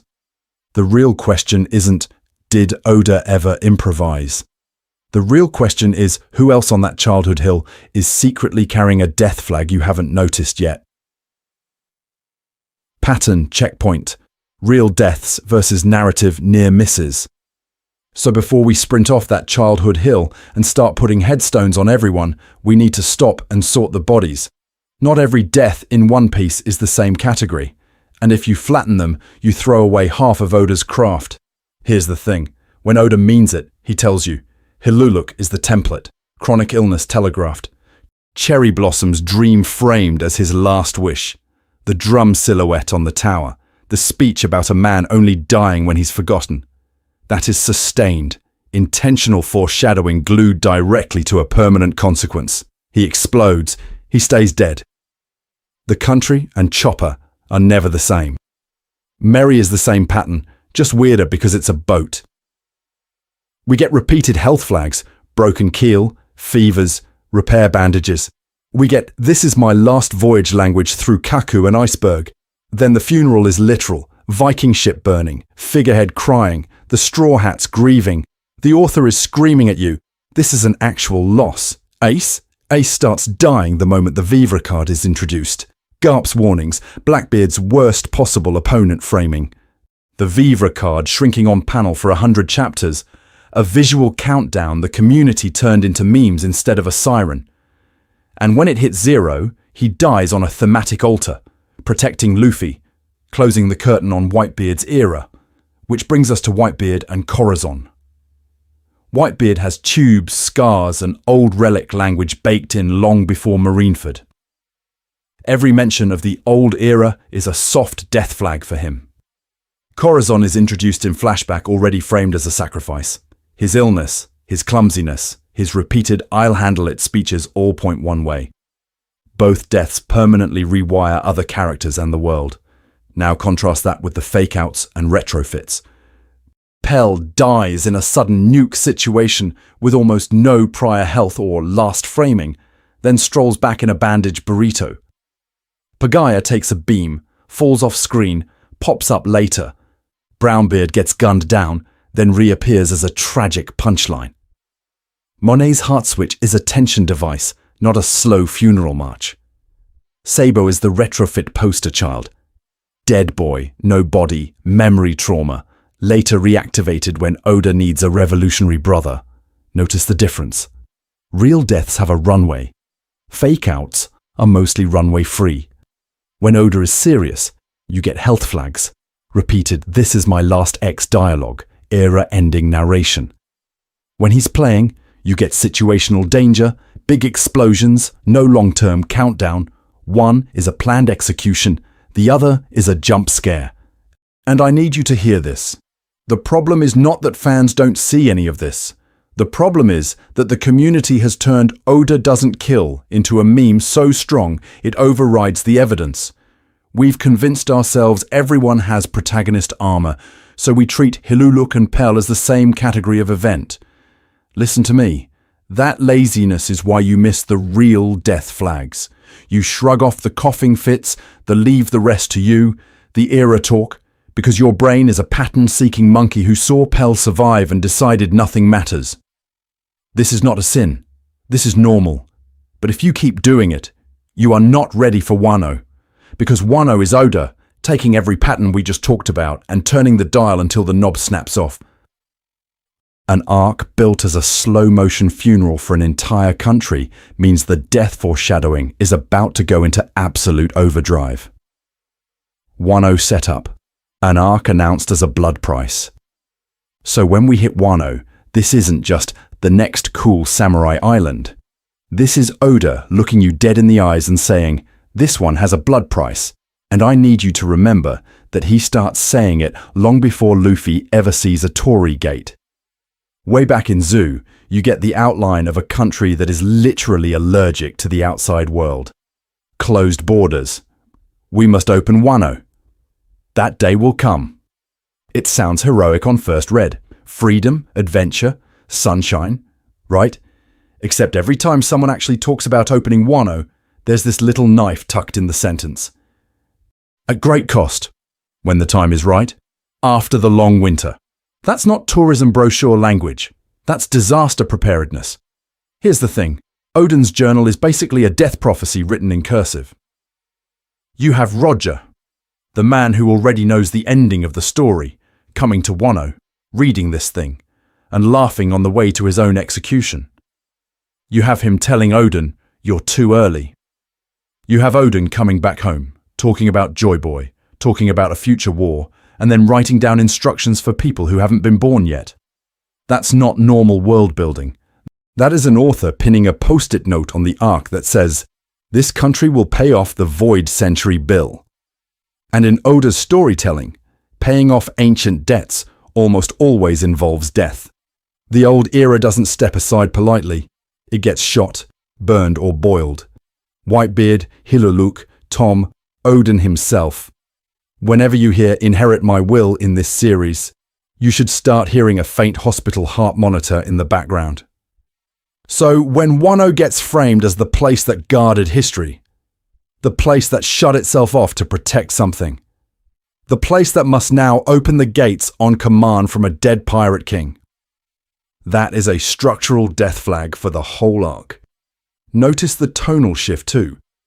Before we ever see a sakura petal fall, Wano is spoken of in terms of execution, martyrdom, and grudges.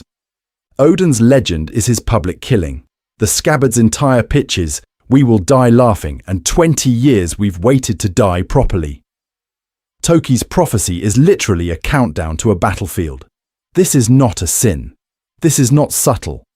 This is Oda painting the walls in red and trusting that most fans will call it hype and move on. And because we're pattern-seeking gremlins who saw Pell walk away from a nuke and decided death is fake, we miss how extreme this setup is. Characters walk into Wano already draped in neon death flags, retainers whose only personality is loyalty to a dead man, a daimyo resistance leader introduced through his execution, a sickly shogun puppet whose entire deal screams terminal. You just don't clock it on the first read. You think it's flavor. You think it's theater. Listen to me. Wano is pre-written as a death arc. The country's history, the Void Century ties, the opening language. Those are not random cool details. They're the category label on the box that says major sacrifices stored here. And once you accept that, We need to go character by character and see who Oda quietly tagged for the chopping block the moment they stepped on stage. Oden. A man introduced as a flashback corpse. So when I say Wano is a death arc, I'm not being poetic. I'm being boringly structural. And nobody proves that more than the guy who is literally introduced to us as a corpse, Kazuki Oden. By the time we actually see Oden's face, you already know he's dead. Not because a narrator told you, but because the present tense Wano is a crime scene. The country is closed, rotting under Orochi and Kaido. The Kazuki crest is treated like a curse, and every samurai with a top knot and trauma is staring at the horizon, muttering about a great man who failed. That absence is foreshadowing. The missing father of the nation is the chalk outline on the floor before the flashback ever starts. Here's the thing. Once we drop into the flashback, Oda doesn't pretend there's a mystery. He leans into the death flag so hard it's basically a workplace safety violation. Oden is reckless heroism personified. He charges into a rampaging boar to save a town, jumps on Whitebeard's ship and chains himself to it, stands on Roger's prow, grinning at certain death. That's not just characterization, that's the author putting a giant label on him that says, "We'll die for others. No refunds." Then you get the humiliation. I need you to watch how that's framed. Oden dancing naked in the streets, playing the fool for 5 years, everyone calling him a clown while the retainers seethe. In a normal story, that's a setup for redemption. In Wano's pre-written death arc, it's a martyr in rehearsal. A man willing to burn his own honor to keep everyone else alive is also a man who will absolutely burn his body when the bill comes due. And Oda keeps talking about that bill. The price of opening the country is repeated so often it may as well be its own character. Toki's prophecy, the warnings about the world government, the elders of Wano whispering that the borders were closed to protect something terrible. Even in the flashback, the retainers talk about Oden as if they're already writing his eulogy. "We will follow you to hell. We will carry out your will." That's not casual loyalty, that's cult of the martyr language. So when we finally reach the execution, there is zero twist. There is only escalation. The boiling pot, the 1-hour challenge, the moment Oden hoists 9 full-grown warriors above his head while he cooks. Oda is not killing a character, he's staging a legend he's been telegraphing for dozens of chapters. The pose, the grin, the final, "I am Oden, and I was born to boil." That is mythic martyrdom on purpose, not accident. The story has been screaming, "This man dies for Wano," since the first time Kinemon choked up saying his name. So where does Oden fall in our categories? He's almost pure prewriting about Wano's fate. The closed borders, the promised opening, the necessary sacrifice, combined with internal flashback, foreshadowing that just keeps underlining the word martyr in red. His death is not a twist. It's the fulfillment of a promise the story's been making from the moment we heard there was a great samurai who failed. Listen to me. Once you see that, we need to talk about the other great men of the old era, who get framed the exact same way, and what that says about who's not getting out of the final war alive. Yasui. How to build a martyr in 30 chapters. And the cleanest test case for that pattern in Wano is Yasui. He doesn't stroll back into the story as Tonosuke Yasui, future martyr. Please pay attention. He shows up as this goofy, broke, slightly pathetic old man who gets roasted by his own daughter and bullied by the local punks. This is fine. This is normal. Except here's the thing. Oda immediately starts dripping weird data around him. The way the villagers defer to him. The way his name makes old men flinch. The quiet, loaded mention that he knew Oden. You're told, very fast, that this clown has history. Foreshadowing in this category isn't a single panel with a skull in the background. It's a vibe stack. Yasui is introduced helping starving people, taking abuse with a smile, and constantly, almost compulsively, absorbing other people's suffering.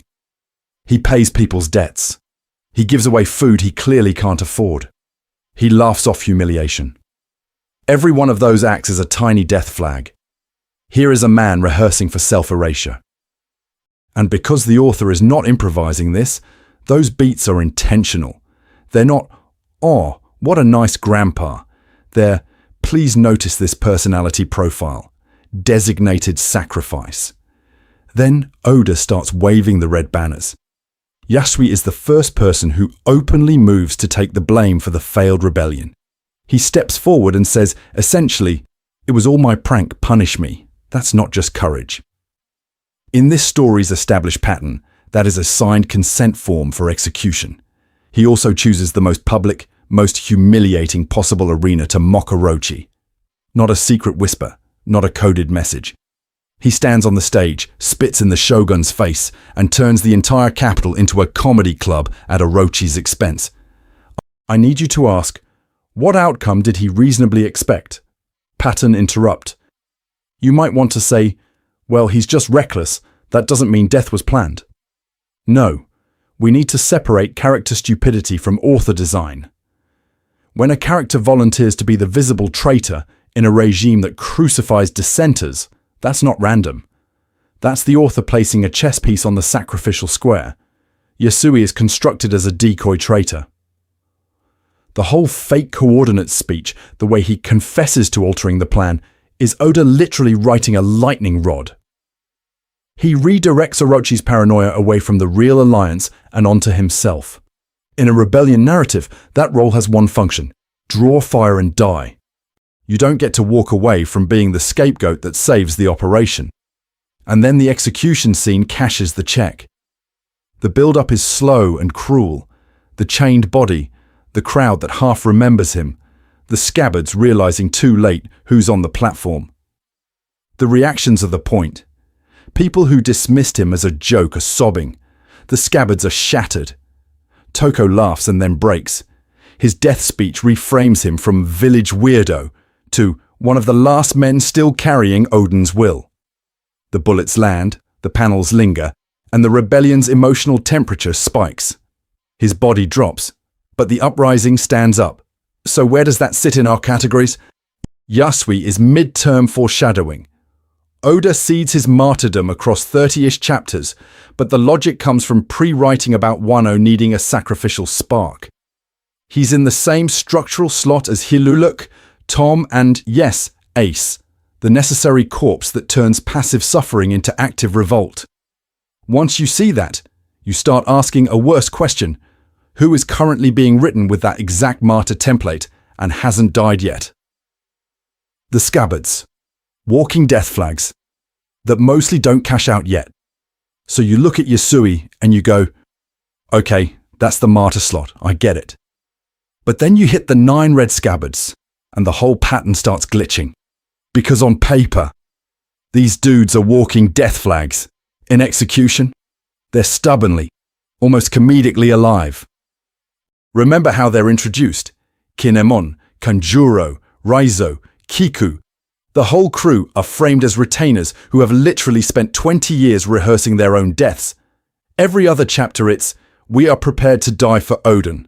We'll gladly give our lives for this raid. We'll die with our Lord's dream. It's not subtext. It's in the dialogue, over and over, until even a casual fan goes, oh, these guys are cooked. Here's the thing. Oda doesn't just say it.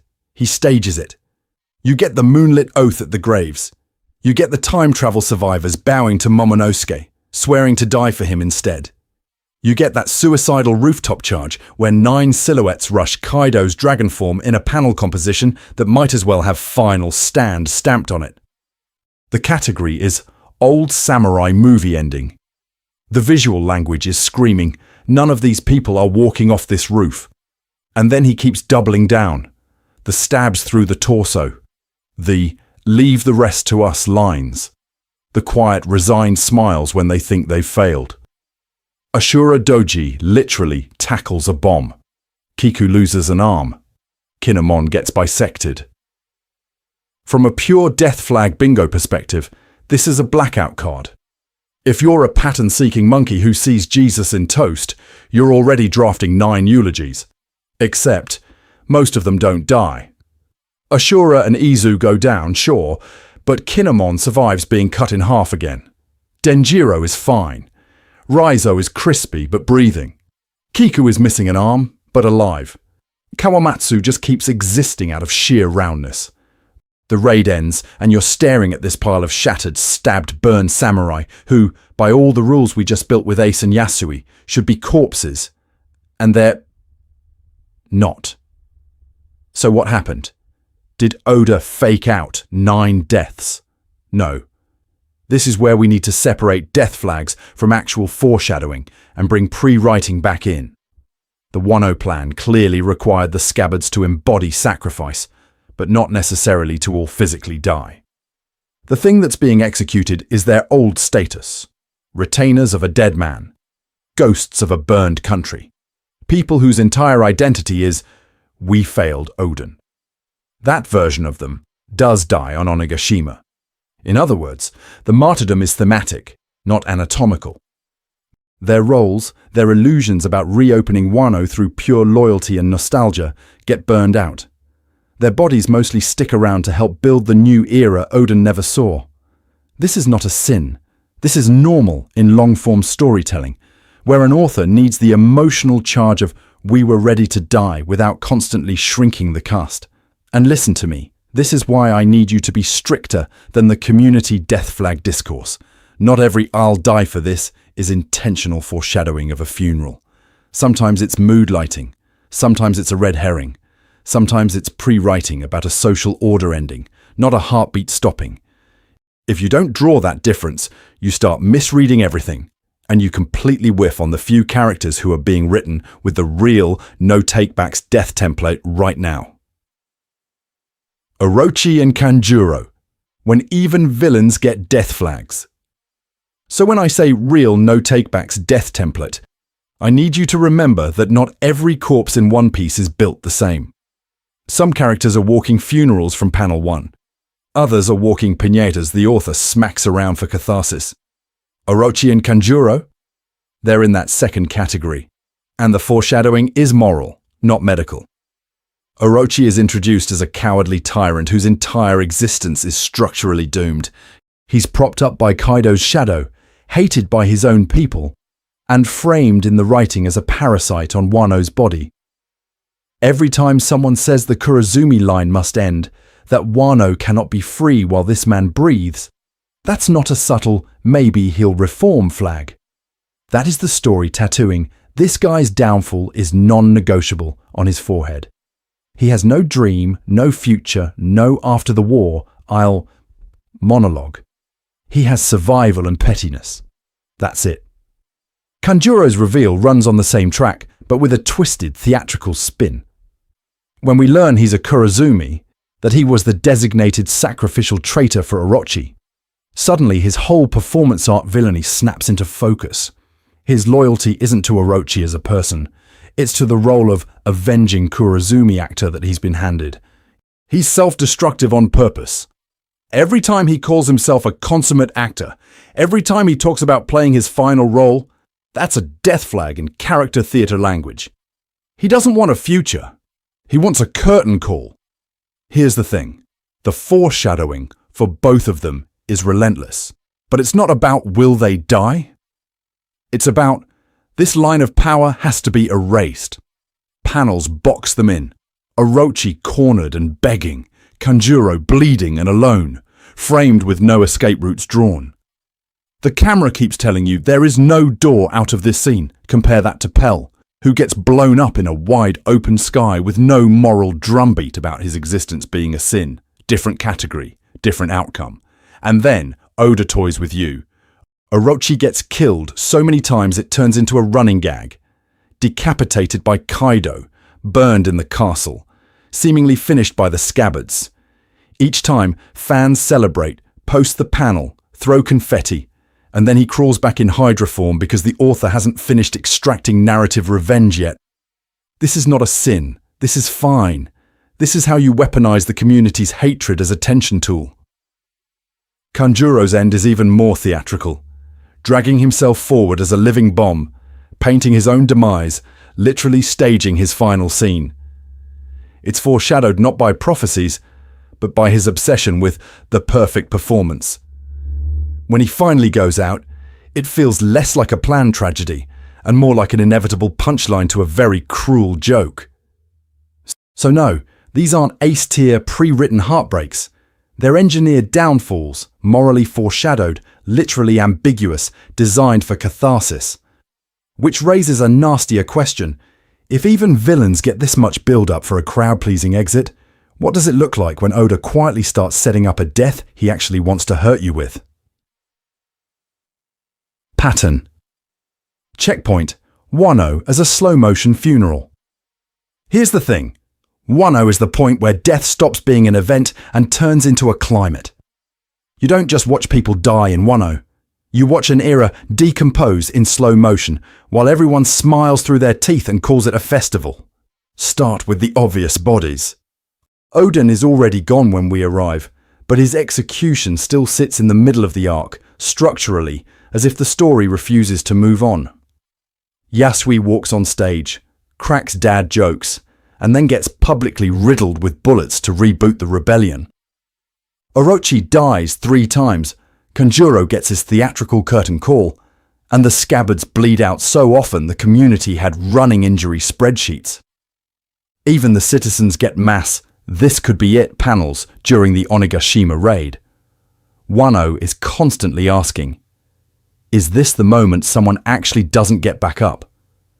But I need you to notice how many of these people are already narratively dead when we meet them.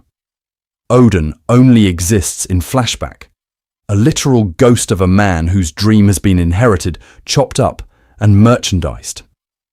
Yasui is a punchline about taxes and toad oil until you realize he's the last surviving conscience of the old regime, hanging around purely to die meaningfully. Orochi is introduced as a cowardly puppet, a dead man ruling on borrowed time while Kaido quietly holds the real executioner's axe. These aren't characters with futures. They're walking, talking obituaries. Listen to me. That's not just good foreshadowing, that's prewriting cashing a check that was drafted decades ago. Oda has been teasing a closed country, an opening of Wano, and a promised dawn since the early Grand Line. You do not build that drumbeat for 20 years without knowing there's a blood price attached. The moment you say, this nation defied the world government and sealed itself away, you have already written the invoice. Somebody is paying in full. And this is where Oda's 3 buckets slam into each other. You have pure pre-writing about history, Void Century, Kozuki Clan, Poneglyphs, Joy Boy's promise. You have midterm foreshadowing of specific martyrs.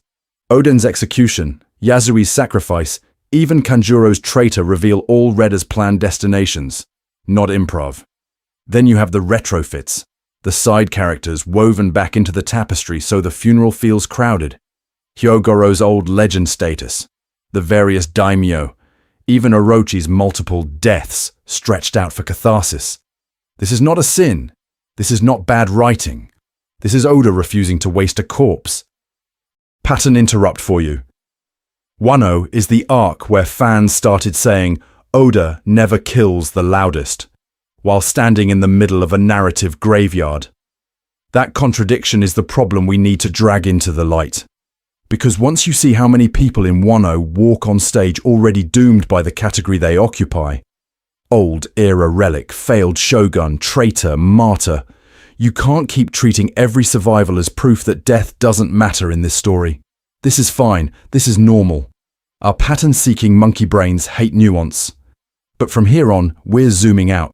We're done ticking off bodies. Next, we're going to dissect how the fandom talks about Oda never kills, while the author has been quietly running a slow-motion funeral procession since Chapter 1. Fake-outs versus finality. How Oda draws the line.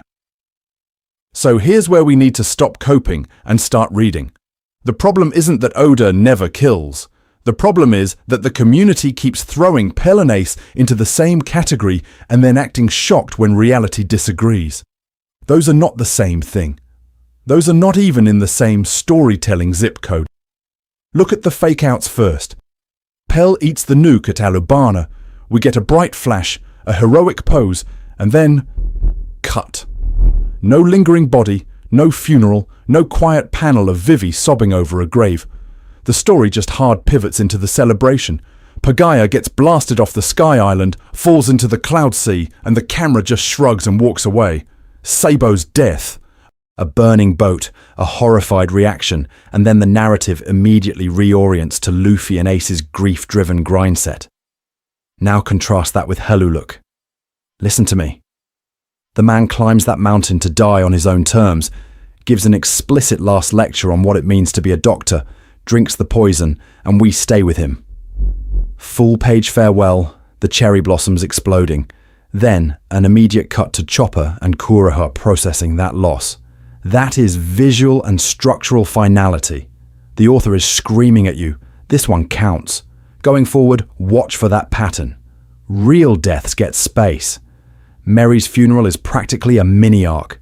The ship talks, apologizes, we get a full-page burning, the crew kneels, and Oda spends multiple chapters on nothing but grief and reflection. Ace doesn't just drop in Marineford. His vivre card has been shrinking for over 100 chapters. He gets last words in Luffy's arms, and then we sit in that crater of sadness while every character reacts. Whitebeard? Same deal. Standing death, closing speech, body on panel, then an entire world reaction montage. Fake-outs never get that treatment. There's no wake for Pell. There's no memorial for Pagaya. Sabo's grave is emotional, but structurally, it's a springboard for Luffy, not a full stop for Sabo. The camera refuses to confirm the corpse. The story moves on too cleanly. That's your tell. Here's the thing. Oda almost never spends heavy, long-term foreshadowing on people he's planning to pull back from the brink. Pell has no multi-arc death flags. Pagaya is not carrying a symbolic will. Sabo's childhood death is a mystery box, not a eulogy. But Hiluluk's dream, Merry's damage, Ace's vivre card, Whitebeard's failing body, Oden's boiling legend, Yasui's public sacrifice in Wano, those are all telegraphed as structural load-bearing deaths that will permanently alter characters in the world. So I need you to stop screaming Oda killed them every time someone falls off a cliff in a dramatic panel. This is not a sin, this is normal. Our brains see a big explosion and assume funeral, but the intentional clues are on the page. The next time a death happens, ask, do we stay with the body? Do we get last words and reflection? Is there long-term foreshadowing backing this up? If not, maybe don't start carving the tombstone just yet. Because in the next section, we're going to push this further and talk about what those real deaths are actually buying Oda in the long game. The fandom's pattern-seeking brain, Jesus in toast, death flags in every panel. And here's where we need to talk about the other half of this equation. Because once you start noticing real death flags, your brain does something very stupid and very human. It turns into a pattern-seeking monkey that sees Jesus in toast and a funeral procession in every background skull. Listen to me. Our brains are wired to connect dots. This is not a sin. This is normal. The problem is when we stop asking whether those dots were intentionally put there by an author, and we start treating every random ink blot as evidence of a 25-year murder conspiracy.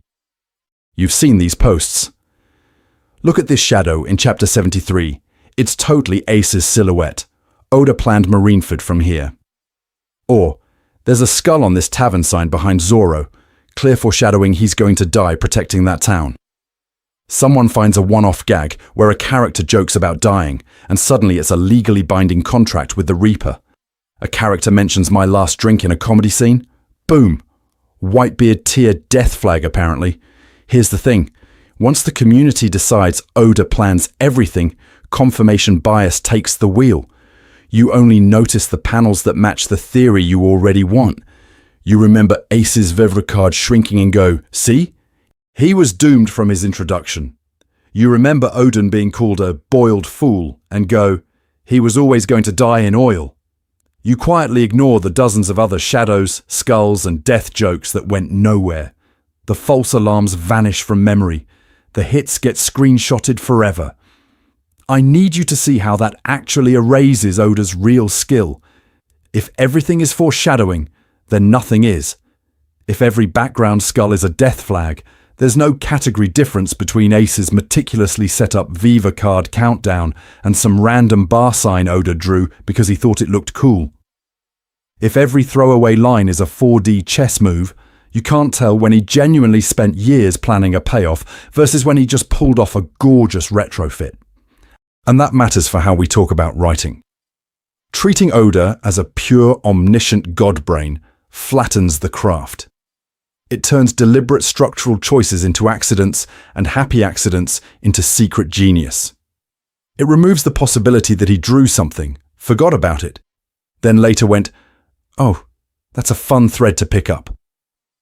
It denies him the very human mix of planning, improvisation and retrofitting that makes long-form storytelling work at all. A healthier approach? Assume some things were planned, some things were discovered, some things were patched in after the fact. This is fine. This is how stories breathe.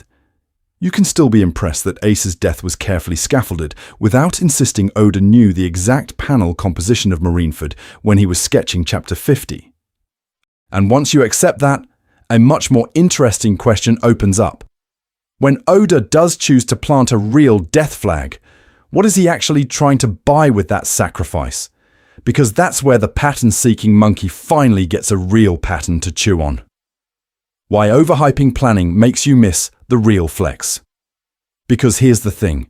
When we scream, Oda planned Ace's death from Chapter 10, we're actually underselling him. The real flex isn't, I knew Ace would die in Chapter 10. The real flex is, I built a world where Ace dying in Chapter 550 feels inevitable and devastating, even if I didn't know the exact page he'd fall on yet.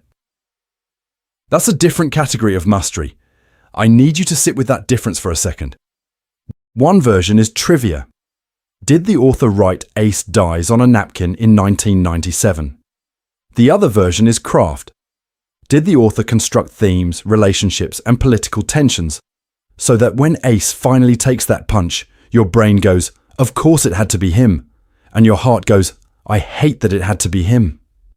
That's not just foreshadowing, that's architecture, and this is where prewriting actually matters.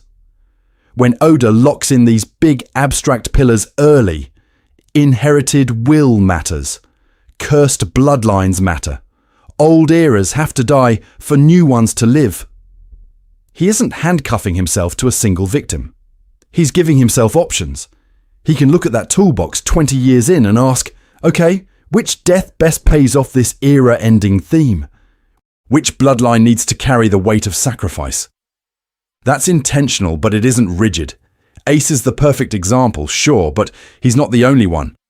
Whitebeard being framed as a walking relic, refusing modern medicine, covered in scars and tubes, is Oda quietly marking him as an old-era sacrifice long before Marineford. Oden's whole flashback is a thesis statement that some people are only ever going to be the bridge. Those are broad, thematic death flags. They let Oda decide later exactly where to swing the axe while still feeling consistent. And when he doesn't have the perfect setup, this is where retrofitting walks on stage. And listen to me, this is not a sin. This is not bad writing. This is, in fact, how most long serial storytelling survives contact with reality. Sabo is a retrofit. Corazon is a retrofit. They are Oda looking back at earlier material and going, oh, I can stitch a brother here. I can stitch a tragic mentor there. And suddenly old panels have new emotional gravity. You reread Goa Kingdom and Dressrosa, and your pattern-seeking monkey brain, the one that sees Jesus in toast, starts screaming foreshadowing when what you're actually seeing is a really good revision. The alternative is the over-planning fantasy a lot of the community secretly worships. A version of One Piece where every single beat was frozen in amber in 1997 and Oda just mechanically flips pages in his binder. You think you want that? You don't. A story that can't adapt to new ideas, to its own best accidents, to reader reactions, is already dead long before Chapter 1000. That's when you get characters marching toward pre-scheduled deaths that no longer fit who they became along the way. We need to start respecting the craft of adjustment as much as we worship the myth of perfect foresight. The real magic trick is not predicting everything. The real magic trick is building a thematic spine so strong that you can swap in new organs and the body still walks. And once you see Oda doing that, you start asking a much scarier question. If he's this good at choosing who dies to serve the story, who is he quietly lining up next? Pattern interrupt. What if I told you that, by his own rules, some of your guaranteed safe favorites are already standing in the blast radius? So, who's already marked for death? So here's where I need you to take a breath. We are now entering the most dangerous part of this whole conversation, because the second you start applying patterns to people who are still breathing on panel, the community turns into a firing squad. So, disclaimer on the table. This is informed speculation, not prophecy. I am not Oda. I do not have his notebook. I just have his habits and a brain that insists on being a pattern-seeking monkey who sees Jesus in toast. What we're doing here is not, I hate this character, therefore they die. What we're doing is, given the way this author has historically foreshadowed death, who is currently standing in the same narrative posture as Ace, Whitebeard, Oden, Hiluluk, Yasui, etc. That's a craft question. It's a storytelling category problem, and it starts with age and health. Oda loves the old era fossil who must fall so the new age can stand frame.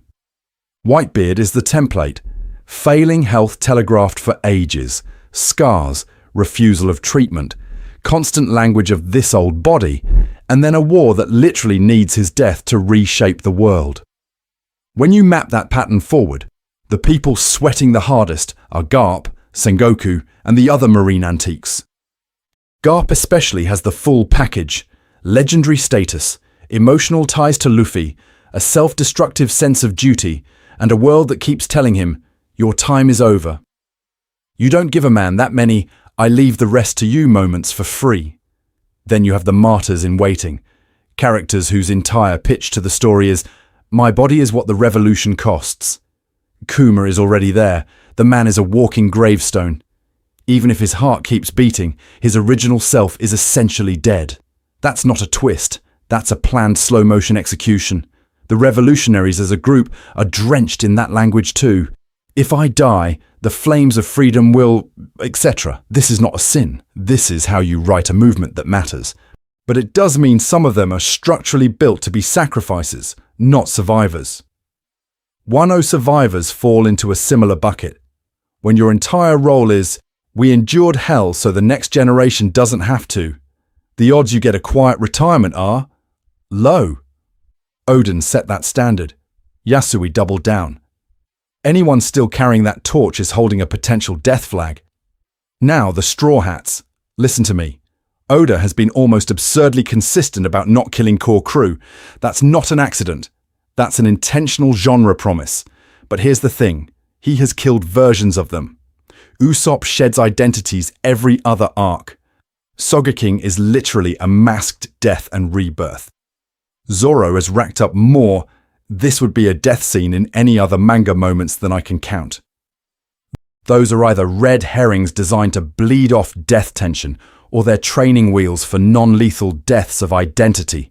Dreams broken, roles shifted, symbols retired while the person walks away. So when you're predicting who doesn't make it to Laugh Tale, I need you to stop asking, who do I like least, and start asking, whose role only resolves in a graveyard? Who is framed as a bridge, not a destination? Because once you think in terms of themes and jobs rather than favourites, a very different hit list starts to emerge. And it points us straight into the endgame Oda has been quietly pre-writing from Chapter 1. Reader responsibility. How to talk about foreshadowing without sounding unhinged. So now that we've built this little graveyard forecast and you're staring at your favourite character wondering if Oda already dug their hole, we need to talk about responsibility. Not author responsibility. Reader responsibility. Because if you walk out of this video and start screaming, Oda foreshadowed everything at every panel, I have failed you, and I deserve to be punted into reverse mountain. Here's the thing. You need a checklist. A tiny, boring, unsexy checklist that will save you from becoming the pattern-seeking monkey who sees Jesus in toast every time someone coughs blood. First question. Was this detail clearly tied to a later event? Not spiritually, not it feels right, tied. Ace's vivre card shrinking and then literally burning away at Marineford. That's a clear mechanical link. Second question. Do we have evidence of intent? Interviews, SBS, volume notes, or a payoff so specific it could not have been an accident? Third question. Could this just as easily have led somewhere else? If the answer is yes, you're in retrofit or coincidence country, not guaranteed foreshadowing. And this is where the three buckets become your best friends. I need you to stop calling everything foreshadowing. Start saying, this feels like prewriting, or this is a clever retrofit. Ace's death flags built around his vivre card and Blackbeard. That leans prewriting, because the whole structure of Marineford is carrying a decision Oda made ages ago. Pell's death in Alabasta, with no prior countdowns, no structural need for him to stay gone, and then he strolls back in. That's either a fake out or a retrofit escape hatch, not some masterclass in tragedy. Also, be honest about uncertainty. It is completely fine to say, this might be a death flag. That phrasing matters. Whitebeard refusing treatment and getting framed as a relic of the old era might be Oda telegraphing his death is a very different claim than he is 100% doomed because Oda drew a shadow on his face. One is analysis. The other is you reading tea leaves and calling it gospel. This is not a sin. This is normal. Just label it as speculation instead of prophecy. When you start talking this way, the conversation in the community gets way better. Suddenly, debates are about craft and structure instead of who can screenshot the most ominous clouds. You go from Oda planned everything to here's why Oden's execution reads as the planned capstone of Wano's closed border metaphor, and why Yasui's death feels more retrofit but still thematically coherent. You're not just stand-posting. You're reverse engineering the writing. So listen to me. I am officially deputizing you as the annoying friend. The one who gently says, actually, that's more retrofit than foreshadowing, and then drops a receipt from this video. This is fine. Someone has to be the designated buzzkill with sources. Because once you start applying that checklist to the remaining time bombs in One Piece, you're going to notice something uncomfortable about who's standing next to which bomb and how long the fuse has left. Why this list broke me and why I'd do it again, and how long the fuse has left. Now, listen to me, because this is where the fun stopped and the brain damage began. Making that checklist wasn't just a cute thought experiment. It turned into months of rereads, spreadsheets, and me scrubbing through Marineford panels frame by frame to confirm that yes, Oda really does stage Ace's body the same way every single time he's in mortal danger. I have watched that boy die more than the average Marineford AMV editor. That is a cursed category to be in. The process sounds simple on paper. Reread the series, take notes, cross-reference SBS and interviews, log every death flag. In practice, I'm hunched over volumes, pausing to jot down, Whitebeard refuses treatment again, then flipping to an SBS where Oda casually mentions he planned the old era's fall from the start. Then jumping to Ace's vivre card, shrinking 100 chapters early, then back to Marineford to check whether the panel composition mirrors Hiluluk's last stand. It turns your brain into a corkboard detective wall with yarn made of sadness. And I need you to understand the emotional tax on this. When you track every death flag, arcs you love stop being adventures and start being slow-motion car crashes. Drum stops being cute reindeer joins the crew and becomes oh, this is a hospice arc with snow. Marineford stops being hype war and becomes a 2-volume obituary for the old era. Wano? Wano is just a 4-act funeral where you know exactly who's being dressed for the wake. Here's the thing. Once the patterns clicked, it actually got creepy. The way Oda frames Whitebeard as a dying giant is so intentional it feels mean. The oxygen lines, the trembling hands, the scars that never quite heal, the repeated old man of the sea phrasing. By the time he says, "I leave the rest to you," the story has been screaming. This man is a monument scheduled for demolition for years. Yasui is even worse. Every speech, every goofy panel, every time he stands literally above the crowd, framed in pure white, he's being built as a martyr on a conveyor belt. At some point I realized I'd broken my own reading. I can't unsee the background patients coughing in Sabo flashbacks, or the way Oda reuses "this is my last" as a verbal death flag. I notice repeated phrases, health ticks, who gets drawn in shadow. The world feels more alive because everything matters, but also more fragile because now I know what matters means. And yet, this is not a sin. This is normal if you care about writing. It convinced me the community has been arguing the wrong problem. Oda is not a perfect oracle. He misses, he retrofits, he absolutely chickens out on Pell. But when he chooses to kill, it is planned. It is intentional. You've just walked through the receipts with me, which raises the uncomfortable question: if the pattern is real, who else is already marked? Because once we go through the remaining living flags, some of your favorites start looking pre-written for the grave. Rapid fire. Recap. Every death type in 5 minutes. So before we start doom scrolling through who's marked, we need to slam the brakes and do a rapid fire recap. I need you to have the whole framework loaded in RAM, not half remembered in cache from 20 minutes ago. 3 buckets. 1 brain. Foreshadowing, retrofitting, prewriting. Foreshadowing is the classical thing. The author intentionally plants a setup for a specific planned death. The gun goes on the mantle because you already know who you're shooting in Act 3. Retrofits are the opposite direction.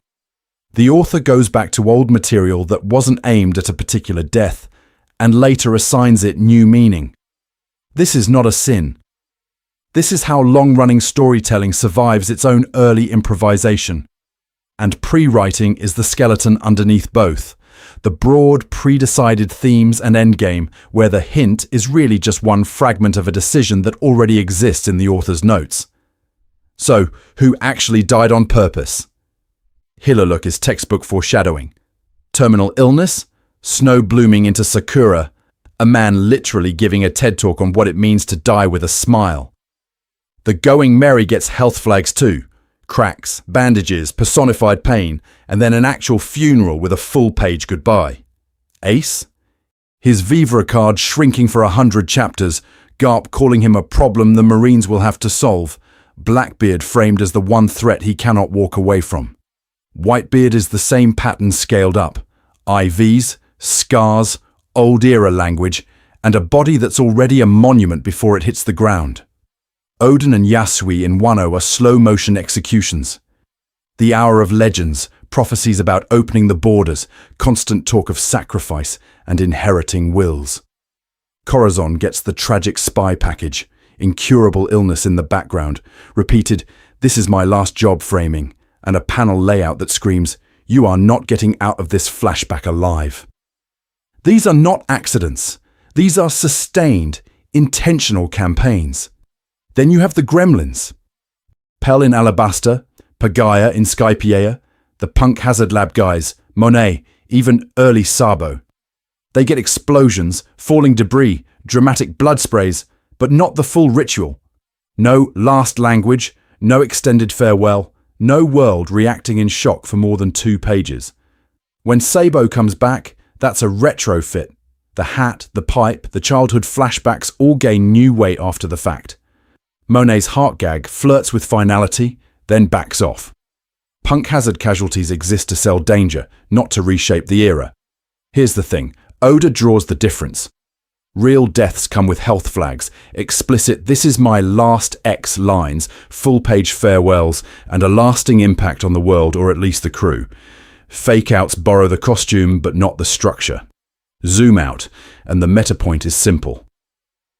Oda's genius isn't that he's a perfect oracle, It's that he's a meticulous prewriter who's totally willing to retrofit on the fly. He plans the big deaths, he seeds the themes, and then he lets the middle breathe. The result is a 25-year story that feels eerily cohesive without requiring divine omniscience. Which means once you understand these categories and these tells, you can start doing the uncomfortable thing, running them on the people who are still breathing. How to reread One Piece. Now that you see the death patterns. So now that we've emotionally maimed you with, here's how Oda kills people on purpose, we need to talk about what you actually do with that information. Because if you walk away from this video and just go, wow, crazy, and then scroll to another power scaling thread, I have failed you as your local pattern-seeking monkey who sees Jesus in toast. Here's the thing. You don't need to reread all 1,000 plus chapters tomorrow. This is not a punishment. Pick one arc, any arc. Alabasta, Water 7, Marineford, Wano. On that reread, I need you to run a very stupid, very powerful filter. Every time someone mentions death, illness, last anything, or the end of an era, you pause. You mark it. This is my last voyage. I leave the rest to you. The old era is over. Hiluluk, Whitebeard, Oden. They're all singing variations of the same funeral hymn chapters before the coffin shows up. Then, second pass. Panel composition. This is where the author brain really leaks through.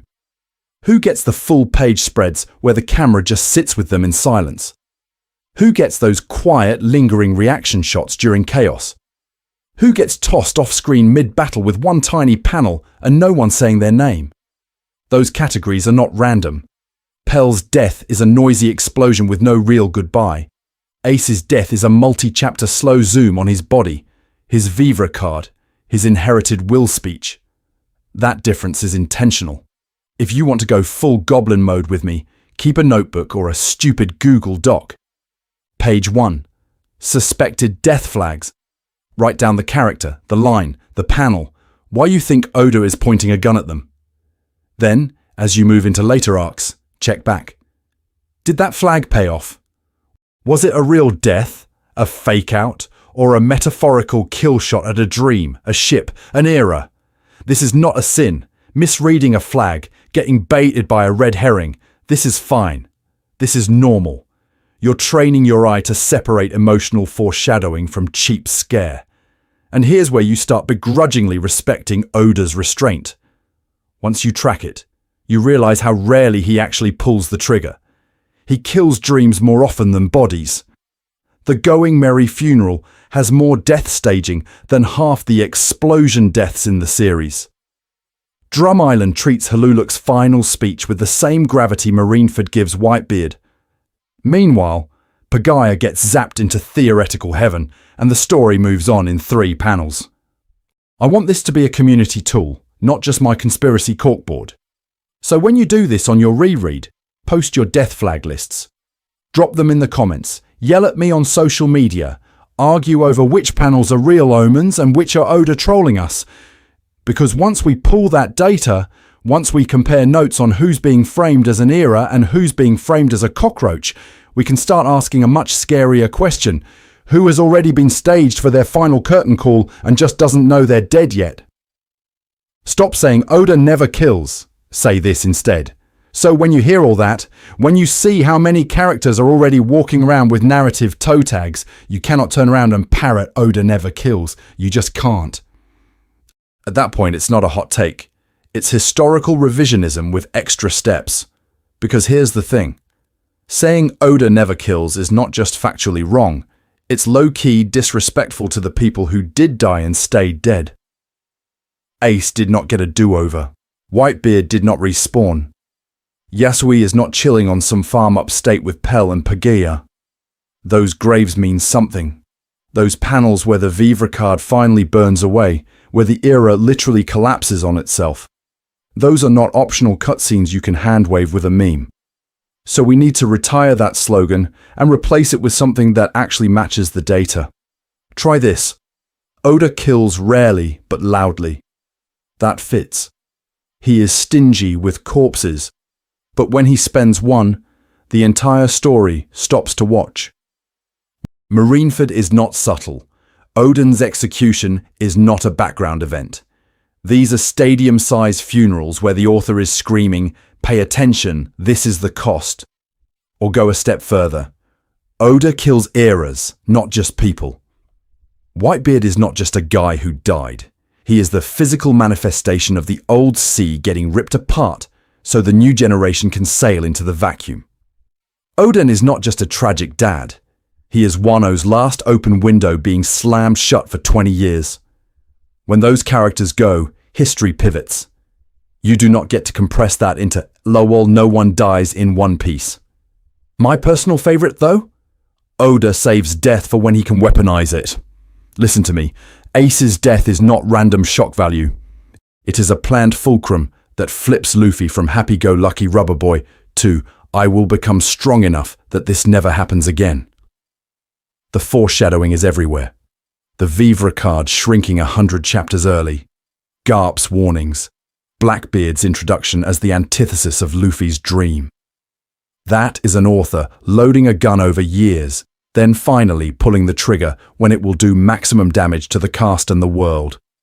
And I need you to understand, this isn't about being edgy or begging for a higher body count. This is not a sin. This is not some grim, dark purity test. This is about honoring the weight of the deaths we already have by not flattening them into a joke category. When you say no one dies, you put Hiluluk's last speech, Whitebeard's final stand, Oden's hour in the pot on the same shelf as a Pell gag. That's the problem. So here's your homework. Next time you see Oda never kills in a thread, I need you to gently, smugly, obnoxiously correct it. Drop rarely but loudly and point to Ace. Drop kills eras and point to Whitebeard. Drop weaponizes death and point to Yasui. Use the receipts we just walked through, because once the community fixes the language, our expectations shift. You stop waiting for a random massacre every arc and start asking the much scarier question, whose death would the story actually need? And once you start asking that, some very specific names start getting uncomfortable. Final word on Oda. Planner, improviser, executioner. So, when those names start getting uncomfortable, we need to do something harder than death bingo. We need to step back and redraw the picture of Oda in our heads. Not 4D chess god who planned every eyebrow hair in 1997. Not gremlin greasing wheels month to month. The actual author on the page is a hybrid. Part meticulous planner, part ruthless editor of his own work, and part improviser who will absolutely throw someone off the boat if the themes demand a body. Here's the thing. Ace is the perfect example. The vivre card shrinking, Garp's warnings, Blackbeard's introduction, Luffy's impossible promises, that's the planner. Those aren't coincidences, that's intentional scaffolding for a known execution. But the way Marineford actually plays out, the specific beats, the exact moment he turns to smile and thank Luffy before the punch goes through. That's where you feel the improviser and the editor wrestling on the page, cutting away every escape hatch until only one emotionally honest outcome is left. Oda's real superpower isn't that he knows everything. It's that his themes never move. Inherited will, the cost of freedom, the death of eras. Those are the fixed coordinates. Whitebeard's body falling in front of the new generation, Oden boiling while the scabbards watch, Merry burning as the crew bows their heads. They're all different deaths in the same category of idea. Once you commit to old eras must die so new ones can sail, you can slide the exact who and when around without breaking the tapestry. This is not a sin.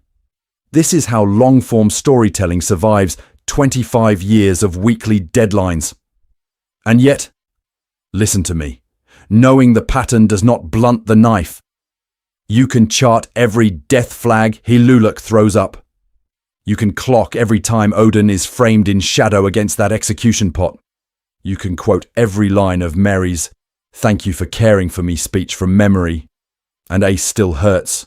Oden still burns, Mary still sinks. That's when you know you're not just watching a spreadsheet being executed. You're watching an author who can make a pre-written funeral feel spontaneous, I need you to appreciate how rare that is. Most stories collapse if you poke them this hard. Most authors do not survive the pattern-seeking monkey who sees Jesus in toast and also has a spreadsheet. Oda does. You can categorize his foreshadowing, separate it from retrofits, argue over intent, and the story doesn't disintegrate. It gets sharper. The emotional impact doesn't go away, it gets context.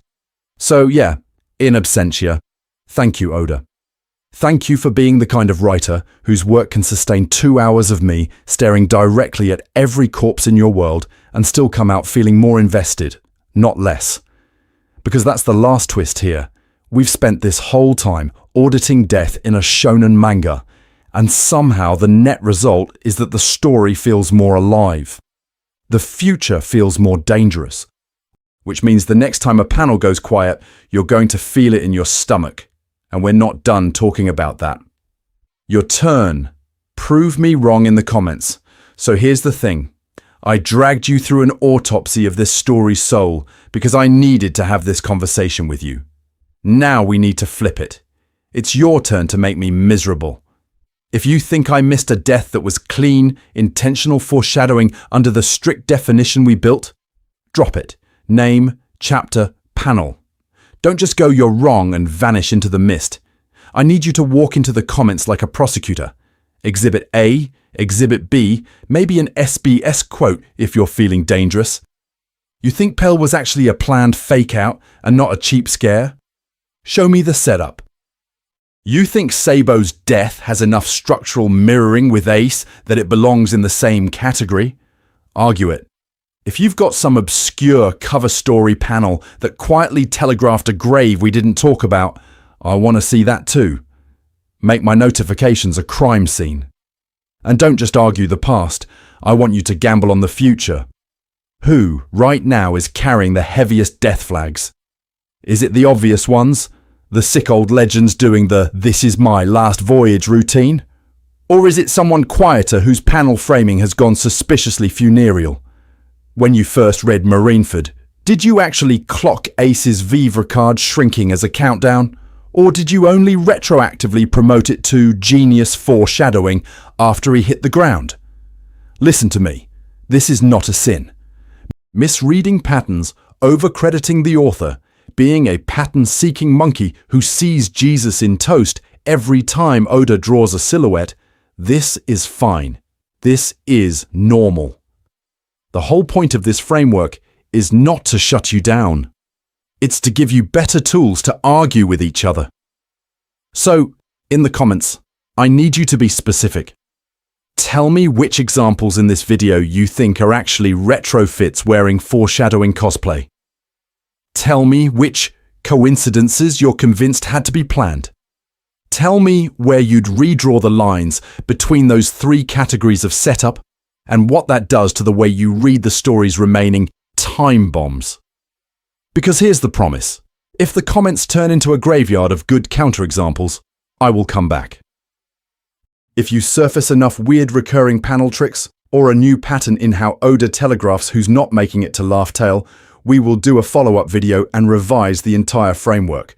I am absolutely willing to admit I spent an embarrassing chunk of my life building an incomplete list. We started with me saying I needed to have this talk with you about foreshadowing and death. We're ending with me throwing the door back at you, so go prove me wrong in the comments. And remember, the next death flag you notice might already be too late.